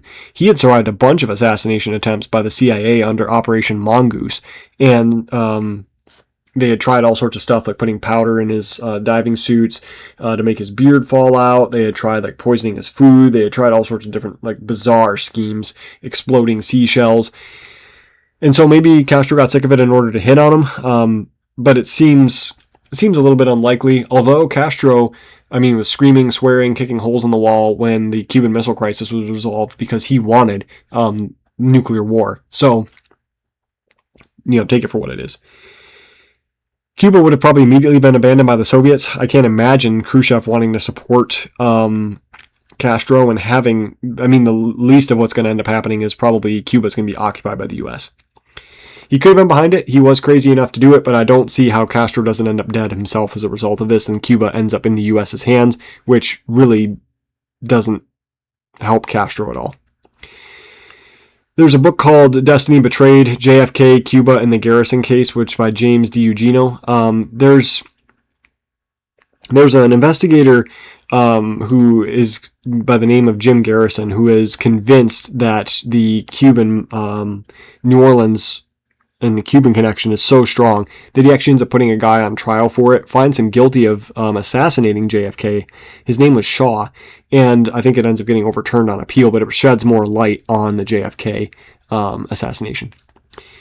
And then The Hidden History of the Kennedy Years, Brothers. It's a really good book. I actually just finished reading it a couple days ago, and that's a really interesting book as well, dealing with whether or not RFK gets shot for, after JFK does, because the mob tries to send him a message, or it's a fascinating read. A few more things here. LBJ is also one. There were a few reasons for this. Of course, he would benefit the most from this act. He was popular in Texas, but probably would not have had much of a chance if he ran nationally. He gets defeated in 1960. I can't see him really having a chance in 1968. And seemed to be more of a regional candidate. And also, RFK hated his guts, and there were rumors that JFK was going to drop him from the ticket in 1964. We kind of mentioned that. Nixon had given an interview kind of stating that he thought that LBJ was going to be dropped. RFK wanted him gone. LBJ was miserable as vice president, and so maybe this was his one chance to get to the top. He actually did say when he took the VP spot in 1960, he's like, what was it? That he had done the numbers and crunched the numbers and figured out it was like a 20% chance that he would become president because president had been assassinated or died in office. And so that was something that he had dropped that was really interesting. And he despised being VP. He could have appointed the Warren Commission to run cover for him. That could have been something that he could have, directed and kind of had a control over. I do think it's interesting, though, that he also didn't believe the Warren Commission's results in the report.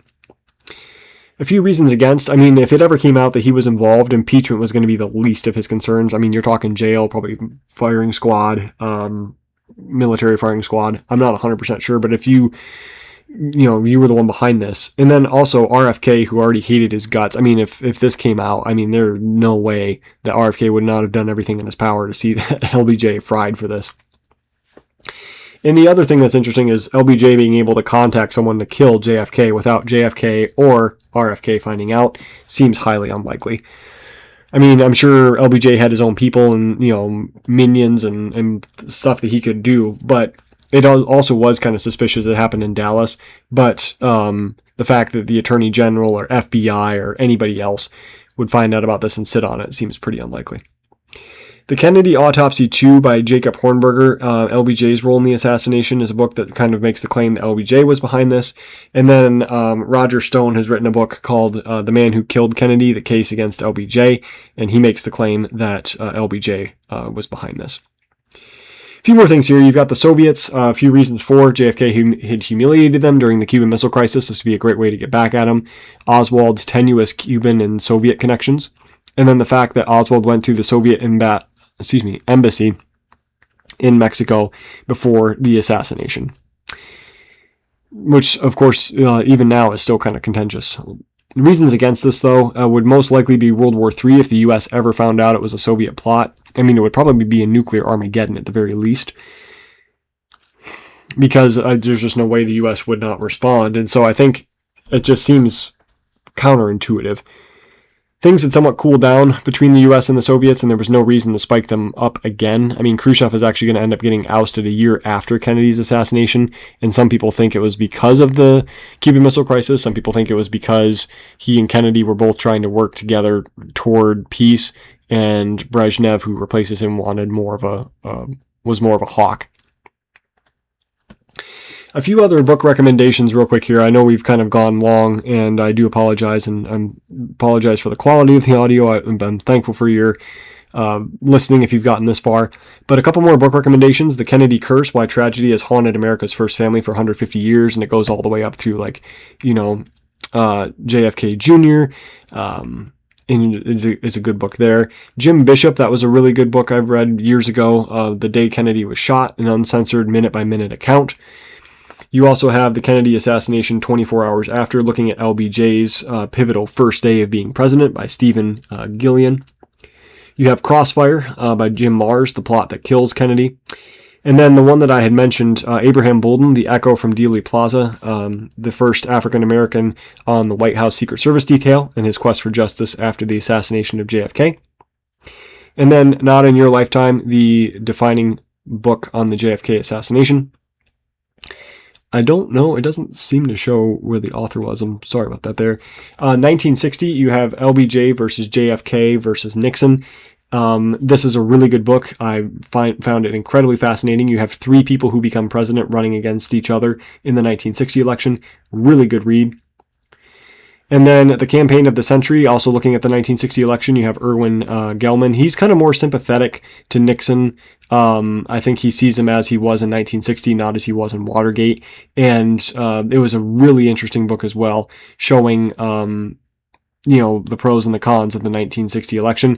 And it was both of these books are very well thought out. A couple recommended YouTube channels if you're interested. There's a Zapruder film, of course. That's a warning. That's pretty graphic, but if you're interested, it is on YouTube, and you can look at it kind of frame by frame. I wanted to recommend a lot of the pictures I found of the assassination. There were KennedyPhotos.blogspot.com, and it's also called DVP's Kennedy Gallery, a really fascinating collection of photos. I'm super grateful that site exists, and I'm indebted to them for the work that they did. Really well done. JFK, One Day in America by National Geographic is very well done as well. JFK Assassination, Hour by Hour as it unfolded. Real History was a really good one. And then there's The City of Allen, which is ACTV. They're on the other side where they think that Oswald was framed or acted as part of a conspiracy. They've got a bunch of different videos on that Oswald did not act alone. And then there's a one that just came out not too long ago, really recently. It was a JFK documentary series, parts 1 and 2 by PBS, which was very well done as well. And then feel free to reach out. I would absolutely love to hear from you guys. Suggestions, episode ideas, critiques are always welcome. Feel free to reach out to me at steeplesandsteel@gmail.com. I'll definitely try to check those out as best I can. And I promise you 2 things for the next episode. It'll be shorter, and it'll be over a topic that is a little bit, that won't deal with assassinations. But I just wanted to say, if you've made it this far, thank you so much. I know we've kind of covered a lot in a very short time, but I'm super grateful for you. Really appreciate you. Love you a lot. And if you have any questions, concerns, or episode ideas, feel free to reach out to me, and I would absolutely love to hear from you. I hope you have a wonderful rest of your day, and I purposely did not give my theory of who I think killed JFK. I want you to be able to do some digging, some research, and just go down that rabbit hole and see where it takes you. It's a really fascinating story, and no matter what you come up with, I mean, it's not going to change anything, but it is a fascinating look at a fascinating time period in history, and I just covered the surface of it, and I do apologize for not being able to get really deep into it. I mean, this was a 2-hour long, 2-hour long podcast look at JFK's life, and we just hit some of the high points. But I just wanted to say once again, thank you guys so much. I'm super grateful for you. I really appreciate you guys a lot. And just do some digging, see what you can come up with. And there's some really, all these books I recommended, I know I've recommended more than usual, but maybe you can kind of take a book from each viewpoint and just read it, see what you think, and go from there. But anyways, I'm really thankful for you guys. I hope you have a wonderful rest of your day, and looking forward to talking to you again soon with another podcast. And like I said, this one will be shorter, I promise. Talk to you later. Have a wonderful rest of your day. God bless.